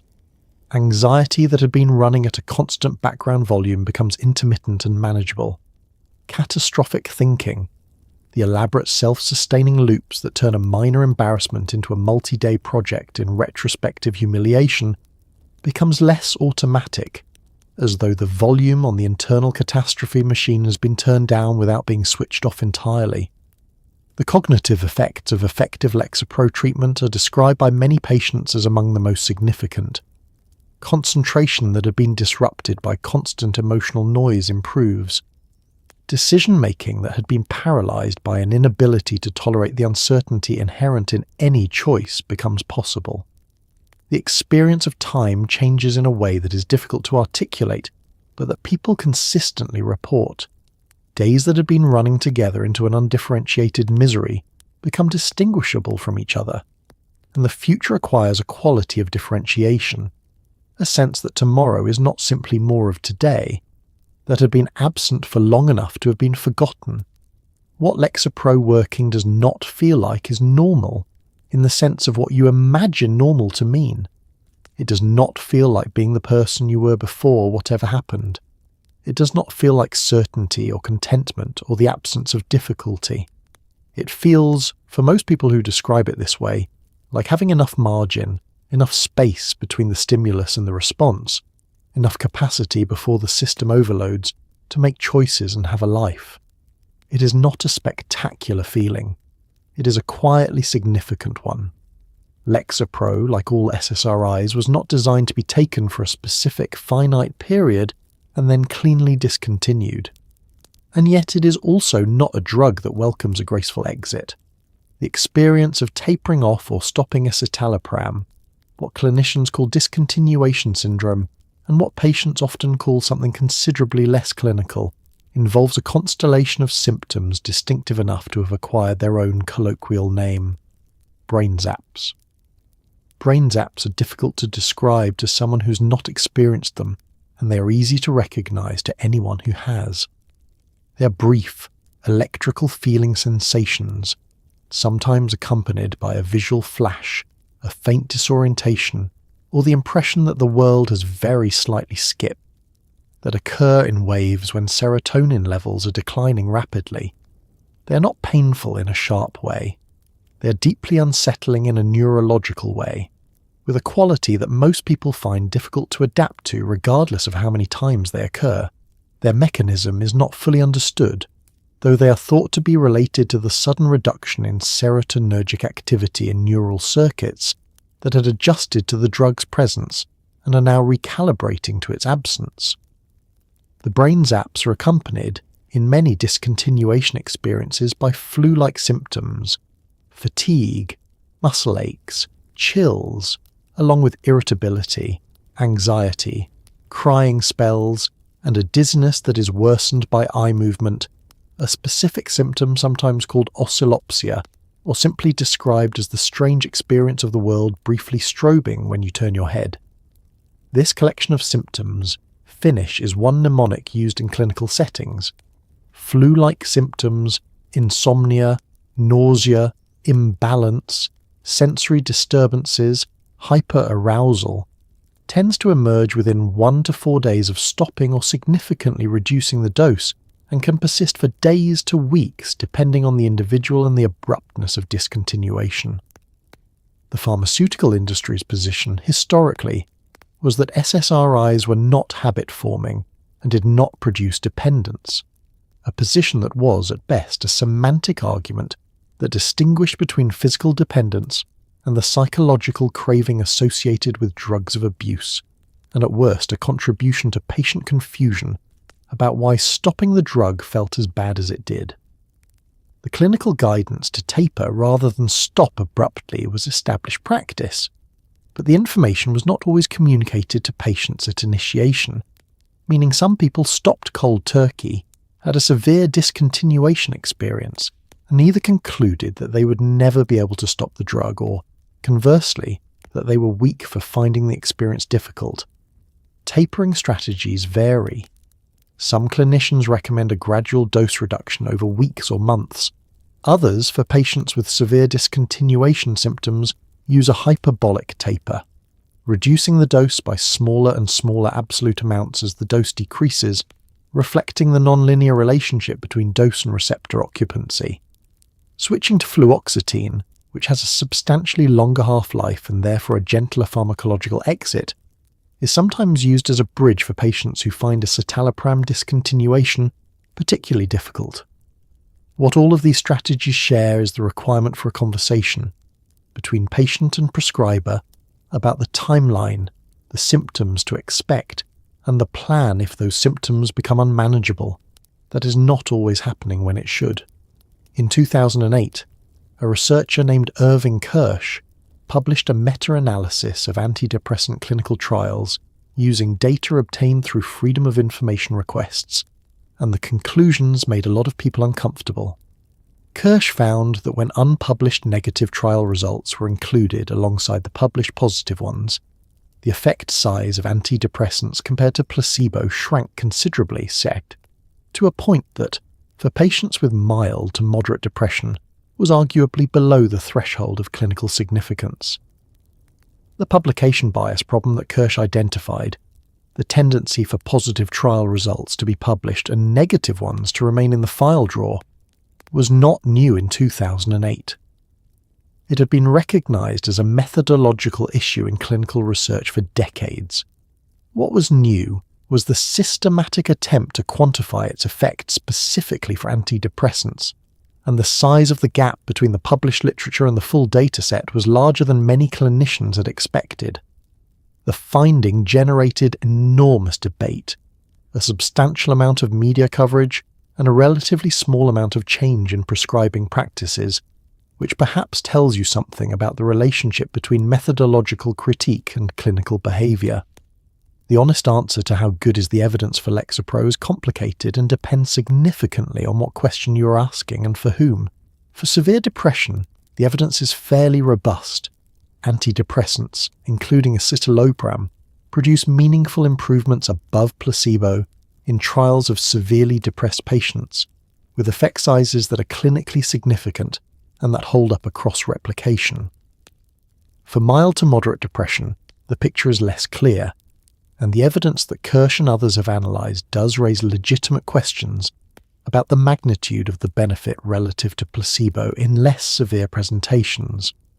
The placebo response itself is unusually large in depression trials, larger than in most other medical conditions, and understanding why has occupied a considerable research program.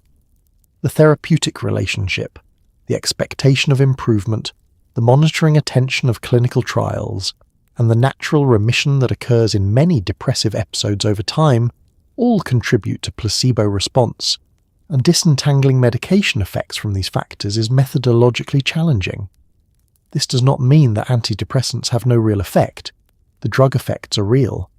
It means that the magnitude of those effects in real-world clinical settings, where the intensity of monitoring that characterizes a clinical trial is absent, may be somewhat smaller than trial-based estimates suggest.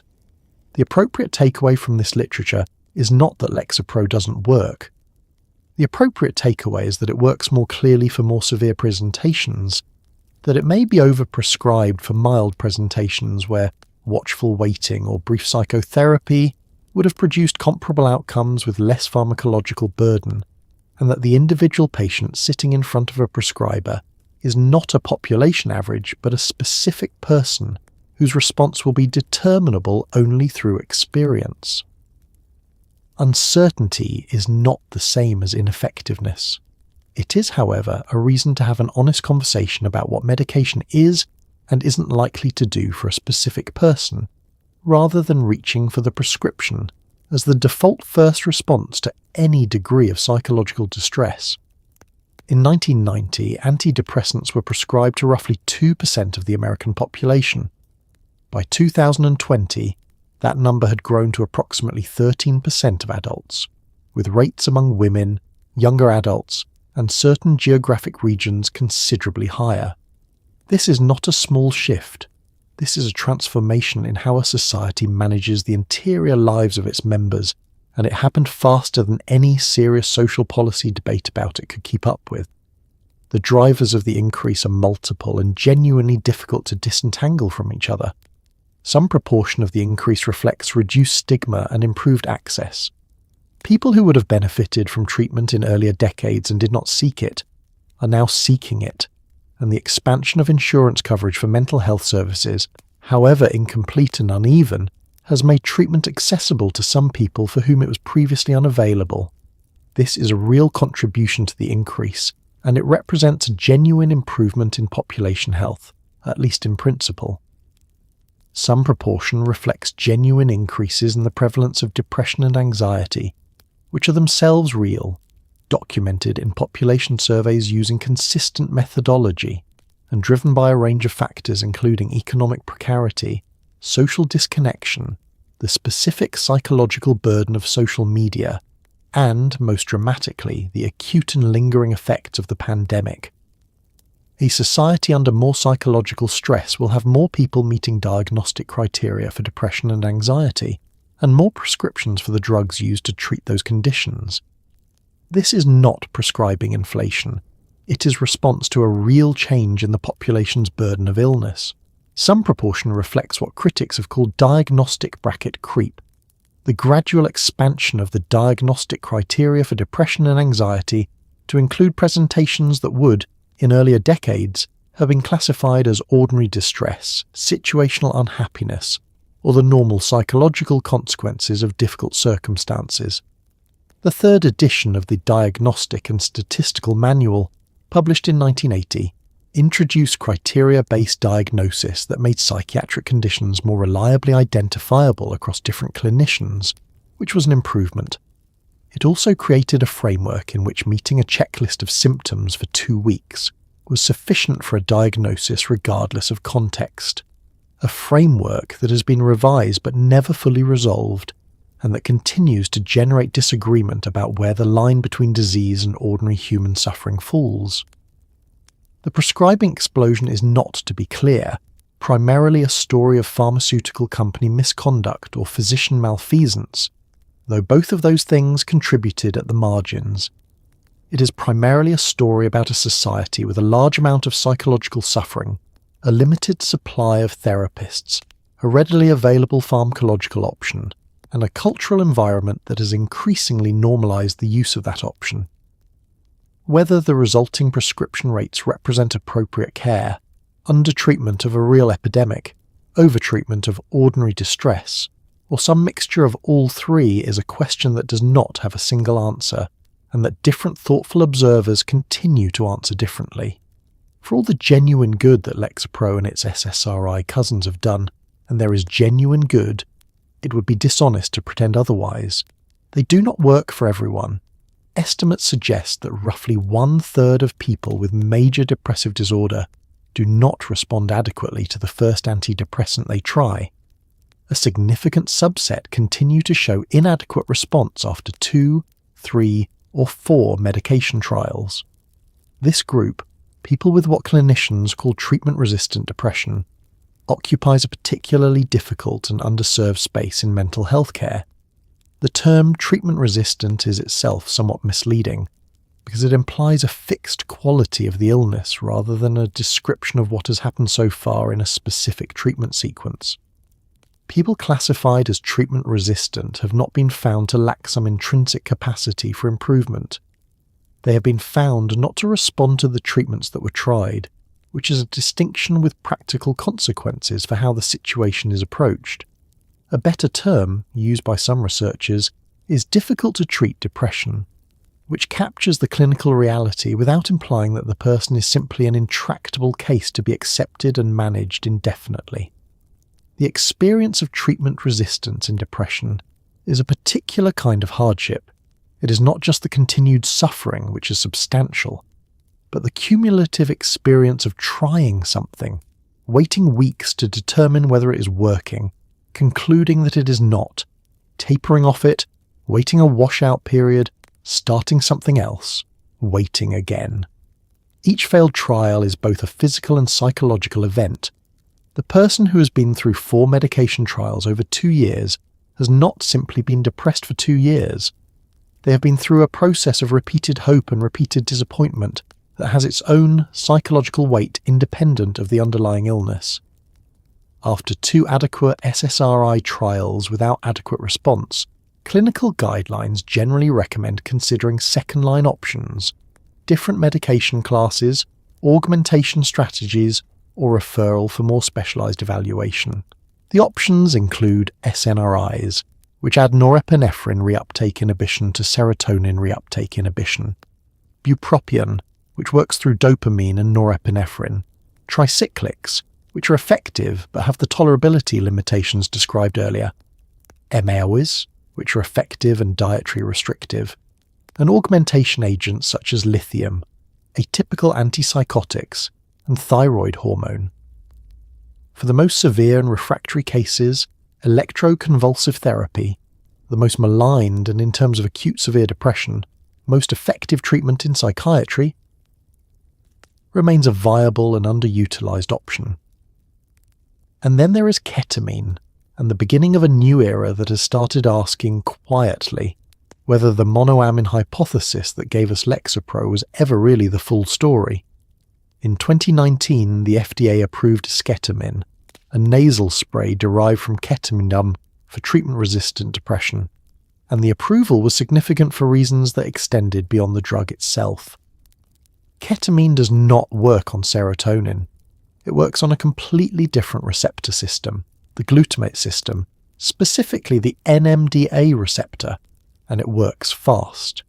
Not in 4 to 6 weeks, in hours sometimes. And it works in people for whom SSRIs have failed entirely, which raises a question that the field has been quietly sitting with for a few years now. If the monoamine hypothesis were the whole story, why would a drug that doesn't touch monoamines work at all, let alone faster and in a different population? Ketamine was developed as an anesthetic in the 1960s, approved by the FDA in 1970, and deployed widely in both human and veterinary medicine for decades, before anyone thought seriously about its antidepressant properties. It was also, simultaneously, a drug of abuse, sold on the street as Special K, used in club settings for its dissociative and hallucinogenic effects at sub-anesthetic doses. The history of ketamine is therefore bifurcated in an unusual way. It is a drug with a legitimate medical biography running in parallel with a recreational one, and the researchers who first investigated its antidepressant potential were working, at least initially, somewhat against the grain of institutional respectability. The first serious clinical reports of rapid antidepressant effects came in 2000 and from investigators at Yale and the National Institute of Mental Health, who administered sub-anesthetic intravenous doses of ketamine to patients with severe treatment-resistant depression, and found results that were, by the standards of psychiatric pharmacology, almost shocking. Patients who had not responded to multiple rounds of conventional treatment showed dramatic reductions in depressive symptoms, sometimes within hours of the infusion, sometimes by the following morning. The response was not universal, and it was not always durable. Many patients relapsed within days to 2 weeks, without repeated treatment. But its speed and magnitude in a refractory population were unlike anything that had been documented with conventional antidepressants. These results were replicated carefully and with skepticism, because the dissociative effects of ketamine mean that truly blinding a ketamine trial is essentially impossible. Patients and clinicians both know when ketamine has been administered, which raises legitimate questions about the role of expectation and therapeutic context in producing the observed effects. The replication literature addressed this concern in various ways, including using active placebos with similar dissociative properties, and the evidence that survived these methodological challenges was robust enough to support the FDA approval of intranasal esketamine, the enantiomer of ketamine, for treatment-resistant depression in 2019, and for major depressive disorder with acute suicidal ideation in the same year.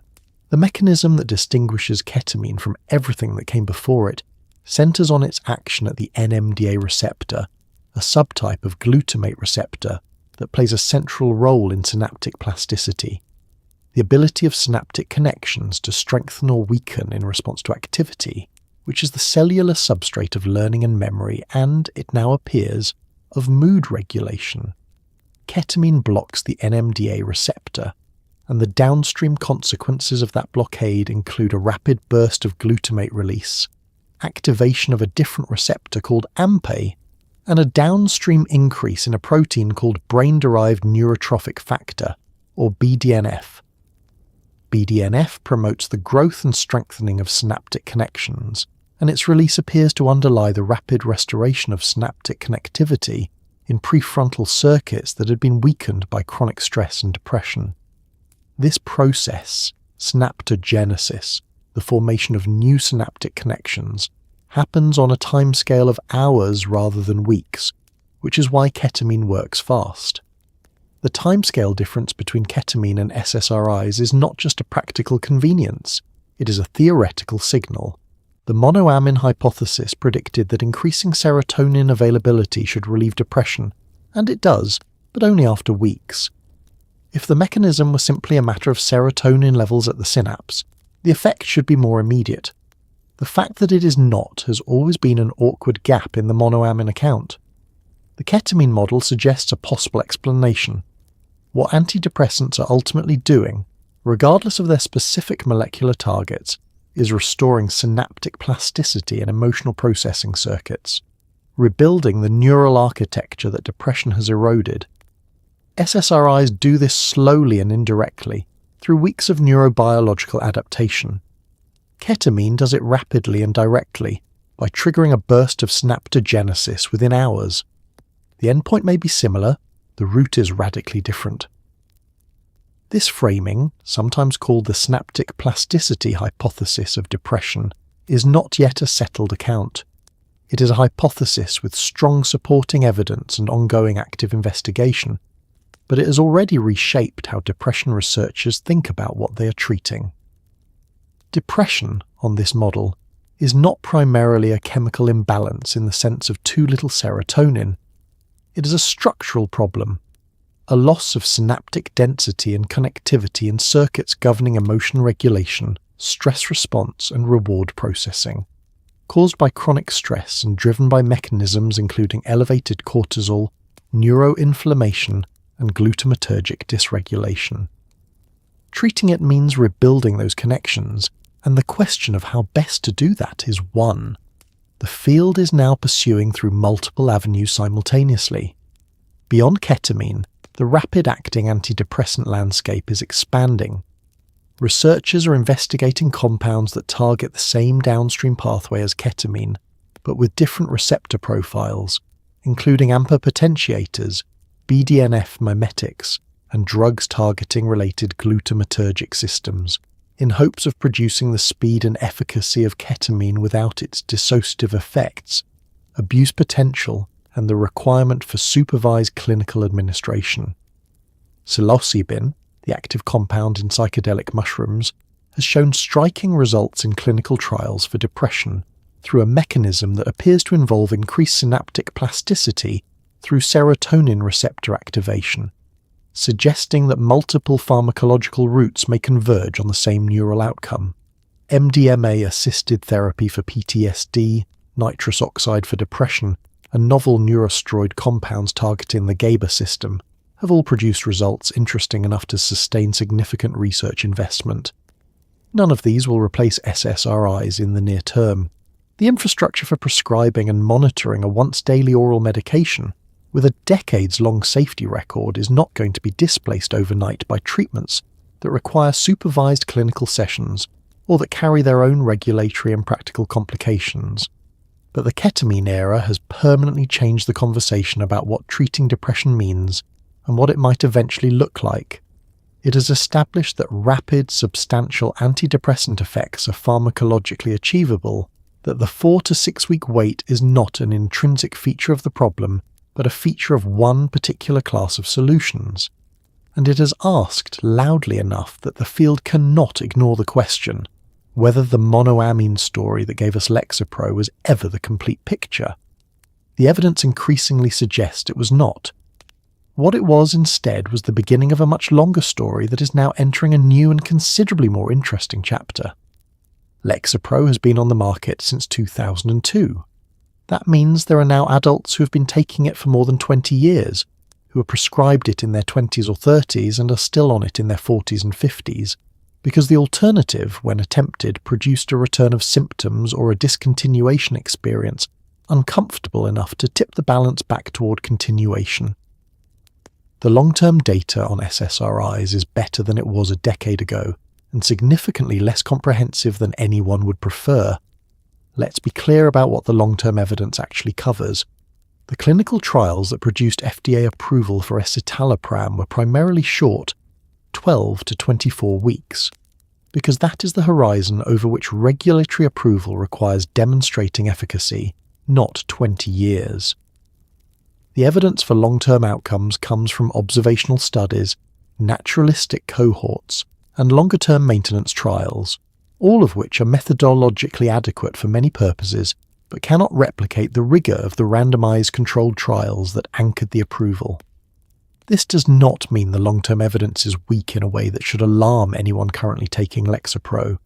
It means it is honest to understand that the certainty we have about outcomes at 12 weeks is greater than the certainty we have about outcomes at 12 years, and that this is a structural feature of how the evidence was generated rather than a reason for panic. What the longer-term observational literature shows, broadly, is a favourable safety profile over years and decades of continuous use. There are no major harms that have emerged consistently and convincingly across the literature, no established increased risk of dementia, no evidence of lasting structural brain damage, no cardiovascular signal that has survived careful methodological scrutiny in the populations prescribed SSRIs for psychiatric indications. The drugs have been in wide use long enough, and the pharmacovigilance systems robust enough, that serious new harms would most likely have been detected by now. The relative absence of alarming long-term signals is genuinely reassuring, with the caveat that absence of detected harm is not the same as proven safety over every possible timescale and in every possible population. The clinical guidelines on duration of antidepressant treatment have evolved to reflect a more nuanced view of recurrence risk than was present in earlier recommendations. Current guidance generally distinguishes between patients based on their history. For a first depressive episode with full remission, the recommendation is to continue treatment for 6 to 12 months after remission before considering a gradual taper. For patients with 2 or more prior episodes, the risk of recurrence with discontinuation is substantially higher. Estimates suggest that the majority will experience another episode within 2 to 3 years of stopping medication, and longer-term or indefinite maintenance treatment is often recommended.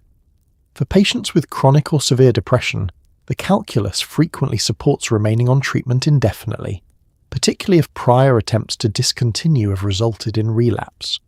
The lived experience of being a long-term Lexapro user is more complicated than the clinical guidelines suggest, because it involves not just a risk calculation, but an ongoing, often unresolved relationship with the question of whether the drug is still necessary, whether it is still working in the same way it originally did, and whether the person taking it is the same person who started it. People who began Lexapro at 22 and are still on it at 45 have changed in every conceivable way over those years. Their circumstances, their relationships, their identities, their understanding of themselves, and the depression or anxiety that prompted the prescription may itself have changed. Whether they still need the medication, whether they would do well without it, or whether they have been maintaining themselves on a treatment whose continued necessity was never adequately reassessed is a question that many long-term users carry with them, sometimes uneasily, without a clear path to answering it. The phenomenon of relapse after discontinuation being misattributed to withdrawal, or, conversely, withdrawal symptoms being misattributed to relapse, complicates the picture for long-term users who attempt to stop. The symptoms of SSRI discontinuation and the symptoms of a returning depressive episode can overlap substantially in the early weeks after stopping, making it genuinely difficult for both patients and clinicians to determine what they are observing. A person who stops Lexapro after a decade experiences several weeks of dysphoria and anxiety and concludes that they need the drug forever may be making an accurate assessment. They may also be experiencing a discontinuation syndrome that would have resolved. Distinguishing between these two possibilities requires careful monitoring over a longer period than most clinical follow-up arrangements accommodate. One under-discussed aspect of long-term use is the question of tachyphylaxis, the gradual loss of a drug's effect over time, sometimes called Prozac poop-out in the informal literature, a phrase that is not in any clinical guideline but that describes a real phenomenon reported by a meaningful subset of long-term users. Some people who responded well to Lexapro in the first years of treatment find that after several years, the drug's effectiveness seems to diminish. The depression returns at a lower level, or the anxiety creeps back without obvious changes in dose or circumstances. The mechanism is not fully established. Theories include receptor adaptation, changes in the underlying illness trajectory, and the accumulation of life stresses that the drug's anti-inflammatory and neuroplastic effects can no longer fully compensate for.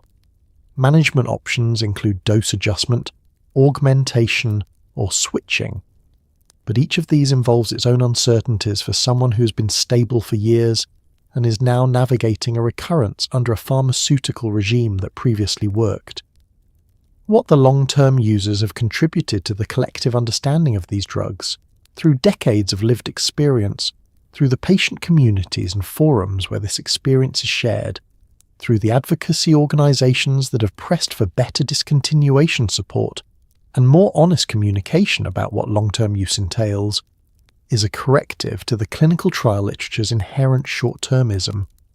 The trials show you what happens in the first 6 months. The long-term users show you what it actually means to organise a life around a medication, to negotiate its effects and its limitations over decades, and to do so without a clear endpoint in sight. That is information the field needs, and it is information that has historically been collected more from informal patient communities than from funded research programs. The gap between those two sources is itself a commentary on whose knowledge counts in psychiatric medicine. Among the most philosophically uncomfortable discussions in psychiatry, and psychiatry has no shortage of philosophically uncomfortable discussions, is the question of whether the emotional blunting associated with SSRI use represents a side effect, a feature, or something more complicated than either. For many people on Lexapro, the reduction in depression and anxiety comes with a simultaneous reduction in the full bandwidth of emotional experience. Not just the lows, but some of the highs. Not just the painful feelings, but some of the vivid ones. The clinical term is emotional blunting, and the phenomenon is real enough to have a growing research literature organised around it. Studies using validated questionnaires, the Oxford Depression Questionnaire, includes items specifically designed to capture this experience, find that a significant minority of SSRI users, with some estimates reaching 40% or higher depending on the population and assessment method, report some degree of reduced emotional responsiveness during treatment. The experience is described variously as a flatness, a dampening, a distance from one's own reactions, the sense that things that used to move you, music that used to produce a physical response, a piece of unexpected beauty that used to stop you mid-stride, now arrive and are acknowledged and then pass without quite landing. The emotional world is still there, it is just arriving at a lower resolution. It is important to say clearly that not everyone experiences this, and that for many people on Lexapro, the drug produces something closer to emotional normalization than emotional reduction, a return to a baseline from which the depression had subtracted the positive emotional range as thoroughly as it had inflated the negative one. For these people, the drug restores access to feelings that had been absent during the depressive episode, and the net effect is an expansion rather than a contraction of emotional life. These two experiences, emotional restoration and emotional blunting, can coexist even within the same individual at different points in treatment, which makes the clinical picture complicated. The philosophical difficulty deepens when you try to locate the boundary between side effect and intended effect. The goal of treating anxiety with Lexapro is, in part, to reduce the intensity of anxious responses to triggers that are not proportionately threatening. That is a form of emotional blunting. The goal of treating depression is in part to reduce the relentlessness of negative affect, the constant low-level dread, the recursive loops of hopeless thought. That is also a form of emotional blunting. At what point does the appropriate reduction in maladaptive emotional intensity shade into a reduction in adaptive emotional responsiveness? That line is not sharp, and it is not the same for every person, and it is not fully within anyone's current capacity to draw precisely for a given individual before they have the experience of being on the medication. The relationship between emotional blunting and the concept of self deserves careful attention. Many people who experience it describe a sense that they are not quite themselves on the medication, that there is a layer of mediation between them and their experience that was not there before. This can be experienced neutrally, as simply the new condition of being someone who takes Lexapro, or it can be experienced as a loss, a bereavement for a more vivid version of oneself that existed prior to treatment.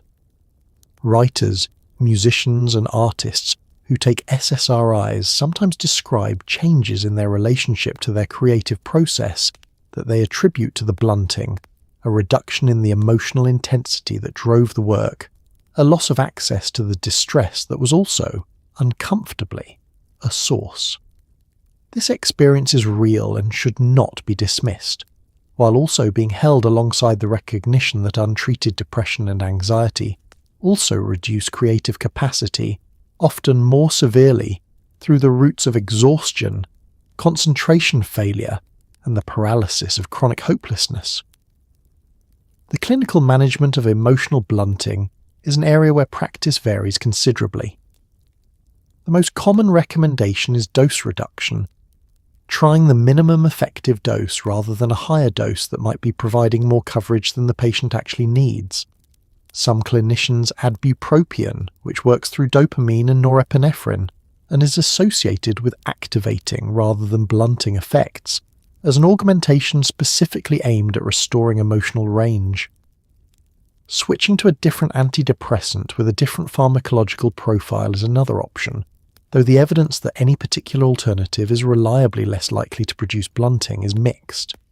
And for some patients, the honest conclusion of a careful assessment is that the blunting is the price of the remission, and that the alternatives, either a different medication with its own side effect profile, or no medication and a return of the underlying illness, are both worse than the current situation. What the conversation about emotional blunting ultimately requires is honesty, at the point of initiation, where patients should be told that this is a possibility rather than discovering it weeks into treatment and wondering if it is something wrong with them. At follow-up, where it should be asked about directly because patients often do not volunteer it spontaneously. And in the broader cultural discourse about antidepressants, where the story of medication working is sometimes told in ways that elide the complexity of what working actually involves. A drug can lift depression and simultaneously flatten the emotional landscape. Both things can be true. The person taking the drug deserves to know that both things might happen, and to have a conversation about whether the trade-off is one they can live with, not in the abstract, but in the specific context of their specific life, their relationships, their creative practice, their sense of who they are. That conversation is the minimum that honest psychiatric care requires, and it is not always happening. Lexapro is FDA approved for use in adolescents as young as 12 for major depressive disorder, and in practice, it is prescribed to younger and younger patients with a frequency that reflects both the genuine prevalence of childhood depression and the limited availability of alternatives. The decision to put a child on an antidepressant is one of the more fraught conversations in pediatric medicine, one that involves real risk on both sides of the equation, since untreated depression in adolescents carries serious consequences, and long-term pediatric SSRI use carries uncertainties that have not been fully resolved.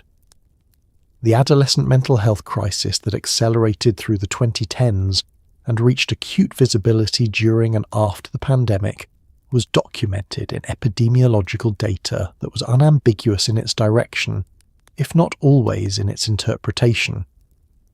Emergency department visits for adolescent self-harm and suicidal ideation increased substantially. Rates of reported depression and anxiety in teenagers rose across multiple independent surveys. The causes were debated: social media, academic pressure, economic anxiety, the specific acute stressor of the pandemic, but the existence of the trend was not seriously disputed. Into this crisis, antidepressant prescribing to adolescents increased, and it increased in a healthcare environment where the alternative, timely access to evidence-based psychotherapy, was not available at the scale the demand required.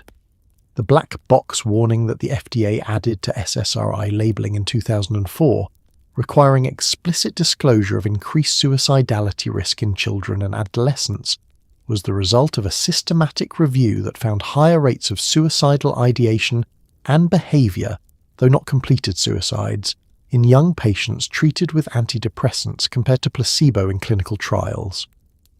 The warning was intended to prompt monitoring rather than to prohibit prescribing, and the clinical guidance that accompanied it recommended close follow-up in the first weeks of treatment, direct conversation with patients and families about the risks, and a lower threshold for contact between appointments. In practice, the implementation of this monitoring recommendation has been uneven, constrained by the same appointment, density and access problems that characterize primary care mental health management more broadly. The controversy around the warning has continued for 2 decades. Critics argued that the warning caused a reduction in adolescent antidepressant prescribing that was associated with an increase in adolescent suicide rates, a causal attribution that remains contested because suicide rates are influenced by many factors simultaneously. Supporters of the warning argued that the real-world monitoring infrastructure needed to make SSRI prescribing to adolescents safe simply did not exist at scale, and that the warning was appropriate given genuine uncertainty about the risk-benefit balance in this population. Both positions have evidence on their side. The tension has not been resolved because it is not primarily an empirical disagreement. It is a disagreement about how to act under uncertainty when both action and inaction carry risk. What the pediatric prescribing literature consistently shows is that the evidence base for SSRIs in children and adolescents is thinner than in adults. Fewer trials, smaller samples, more methodological limitations, and that the extrapolation from adult efficacy data to pediatric populations is not automatically warranted. Depression in adolescence has developmental features that distinguish it from adult presentations. Its relationship to hormonal changes, to identity formation, to peer relationships and academic pressure, to family systems, is different in ways that matter for both the illness and its treatment. Fluoxetine has the strongest pediatric evidence base of the SSRIs and remains the first-line pharmacological recommendation in many guidelines for adolescent depression. Escitalopram, with its pediatric indication for 12 and older, is used widely in practice based on reasonable extrapolation from its adult data and its tolerability profile. Off-label prescribing of Lexapro extends well beyond the pediatric population. Social anxiety disorder, one of the most common anxiety conditions and one that responds well to SSRIs, is treated with escitalopram off-label, with substantial informal evidence from clinical practice and a reasonable body of trial data, even in the absence of a specific FDA indication. Panic disorder, OCD, post-traumatic stress disorder, premenstrual dysphoric disorder, and generalized social anxiety are among the conditions for which Lexapro is regularly prescribed outside its approved indications. Some of these off-label uses have strong evidence bases. Others are supported primarily by clinical experience, case series, and pharmacological reasoning rather than large randomized controlled trials. The concept of off-label prescribing is frequently misunderstood by patients, who sometimes interpret it as experimental or improper. It is neither. FDA approval establishes that a drug has demonstrated efficacy and safety for a specific indication through the regulatory process. It does not establish that the drug is ineffective for other conditions, and it does not restrict a licensed prescriber from using it for conditions where clinical judgment supports its use. The pharmaceutical company is not permitted to market the drug for off-label uses, which is why you will not see a Lexapro advertisement for social anxiety disorder, but the prescribing itself is legal, common, and often evidence-supported at various levels of rigour. What the breadth of Lexapro's actual clinical use, approved, off-label, paediatric, geriatric, short-term, indefinite, illustrates is the distance between the controlled circumstances under which the drug was approved and the complex, heterogeneous real-world populations to whom it is actually administered. Every time a prescriber writes a Lexapro prescription for a patient who falls outside the modal trial participant, older, younger, carrying multiple comorbidities, taking other medications, presenting with a condition not listed on the label, they are making a judgment call informed by the best available evidence and constrained by the limits of that evidence. This is not a criticism of the prescribers making those calls. It is a description of the conditions under which clinical medicine is always practiced, and of the degree to which the evidence base, however robust in aggregate, can never fully substitute for careful individual assessment. Lexapro's history is, in a certain light, a very compressed version of the history of psychiatry itself, a story about the tension between what we know, what we think we know, and what we are treating as if we know it while the longer research agenda catches up. It is a story about a brain that we understand imperfectly, being treated with tools that work more often than they should given how incomplete the underlying model is, which is not a criticism exactly, but a strange kind of compliment, the way you might describe a map that's wrong in several important ways and yet consistently gets people home. Trace the line back from a prescription filled in 2024 to its origins, and you pass through a remarkable accumulation of contingencies. You pass through the FDA approval process of 2002, through the chiral separation technology that allowed Lundbeck to isolate the S-enantiomer of escitalopram, through the escitalopram research program of the 1970s, through the monoamine hypothesis papers of the mid-1960s, through Roland Kuhn's careful observation of depressed patients responding to imipramine, through the dancing patients of the Staten Island tuberculosis ward, through decades of barbiturates and bromides and bloodletting, through Freud and his talking cure, and the Victorian physicians who invented the nervous breakdown as a diagnostic category, all the way back to the ancient Greek physicians who looked at a person lying motionless in despair and decided that the appropriate response was not to blame them for it, but to wonder what had gone wrong inside. The distance from black bile to escitalopram is long and uneven and punctuated by genuine catastrophes, treatments that harmed the people they were supposed to help, theories that organised decades of effort around incorrect premises, and also by genuine progress, real and hard-won and not evenly distributed, but real. The incompleteness of the theoretical account of why SSRIs work, the gap between inhibiting SERT and relieving depression that the monoamine hypothesis filled with a story that was useful and partially true, does not, in retrospect, diminish the clinical achievement of the SSRI class. Medicine has always advanced in this mode. Empirical observations generating treatments that work before the mechanism is fully understood, with the mechanism catching up over time through the patient accumulation of evidence.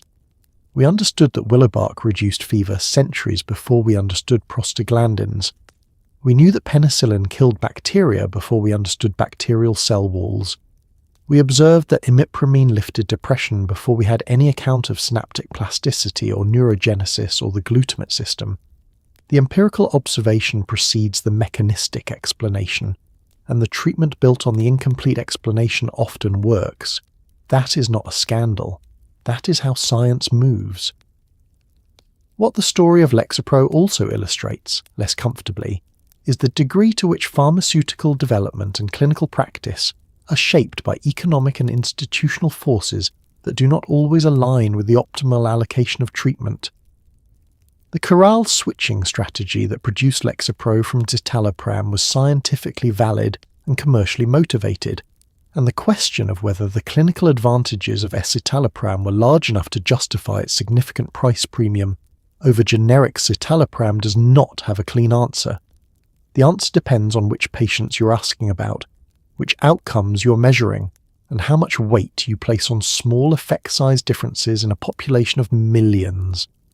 The pattern of direct-to-consumer advertising, aggressive physician detailing, and off-label marketing that accompanied the drug's commercial launch was industry-standard practice, and also by the standards of a healthcare system trying to allocate limited resources rationally, a source of distortions whose consequences are difficult to fully quantify.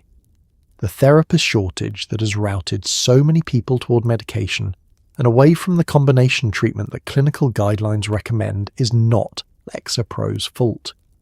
It is the product of decades of underinvestment in mental health care infrastructure, of insurance reimbursement structures that favour medication management over psychotherapy, of training pipelines that cannot keep pace with the demand generated by a genuine epidemic of depression and anxiety in a society under substantial structural stress. Lexapro fills the gap that exists, and filling that gap provides real benefit to many of the people who receive it.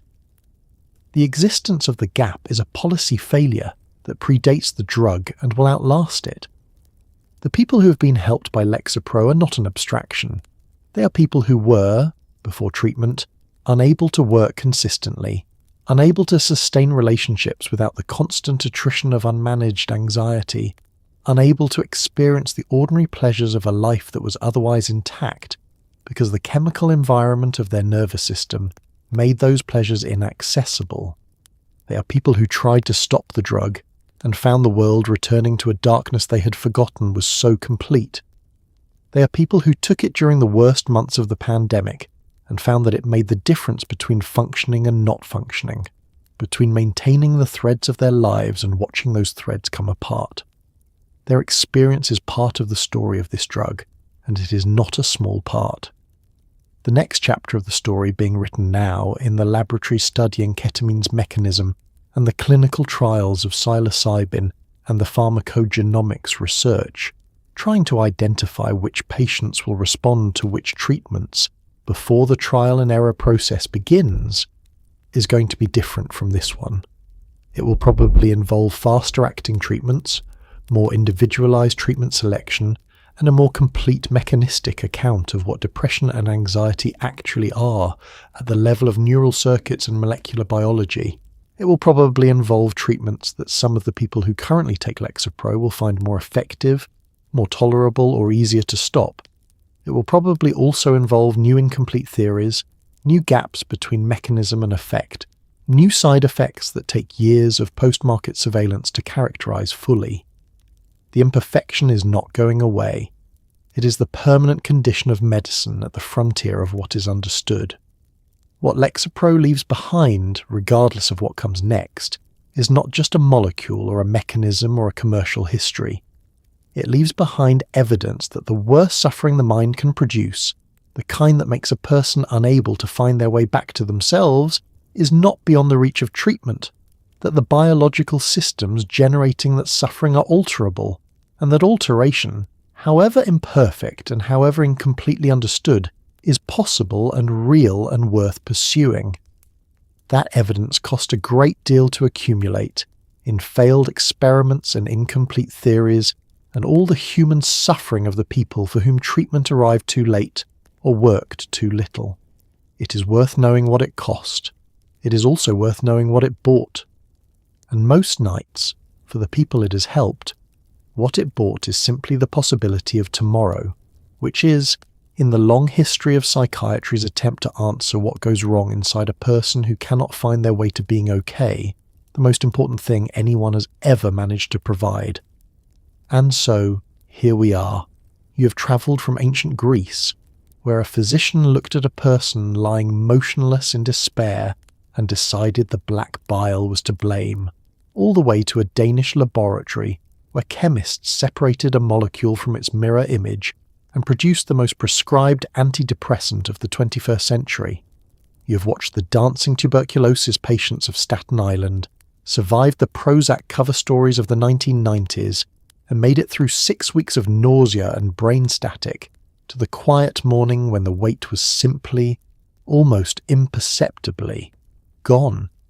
It is a strange story, not a triumphant one exactly, not the clean arc of problem identified, solution discovered, suffering ended. It is messier than that, more human than that, full of incomplete theories and gaps between what the guidelines recommend and what the healthcare system can actually deliver. The monoamine hypothesis was not wrong. It was not the whole truth either. The drug that emerged from it works for many people and not for others, and the reasons why are still being worked out in laboratories that did not exist when the pill was first approved. But here is what is also true. Somewhere tonight, there is a person who is asleep, genuinely, restfully asleep, who 6 months ago could not get out of bed without negotiating with the particular darkness that had taken up residence in their chest. There is a person who went to a dinner party last week and actually enjoyed it, who laughed at something and felt the laugh land, who drove home afterward and thought, quietly, without ceremony, that things were okay. These people are real. The relief is real. And somewhere tonight there is also a person in their first week on Lexapro lying in the dark, slightly nauseated, slightly dizzy, wondering if this was a mistake. To that person, the answer the evidence provides is, it might get better. Not certainly, not for everyone, but the probability is real enough that the waiting is worth it, and the nausea is not permanent, and the brain lying in the dark is doing something right now, something slow and cellular and not yet visible, that it has been asked to do. The history of how human beings have tried to help each other through the darkest interior weather does not begin with escitalopram and does not end with it. It begins with whoever first sat beside someone who could not stop crying and chose to stay. It runs through every researcher who followed an unexpected observation somewhere important, every patient who described what was happening inside them in language precise enough for someone else to finally hear. So tonight, as you lie in the dark with your fan on and your lights off, take a quiet moment to acknowledge something. The people who danced in that tuberculosis ward in 1952 did not know they were changing history. They were just, unexpectedly, a little less burdened than they had been the week before. That is enough. That has always been enough. Go to sleep now.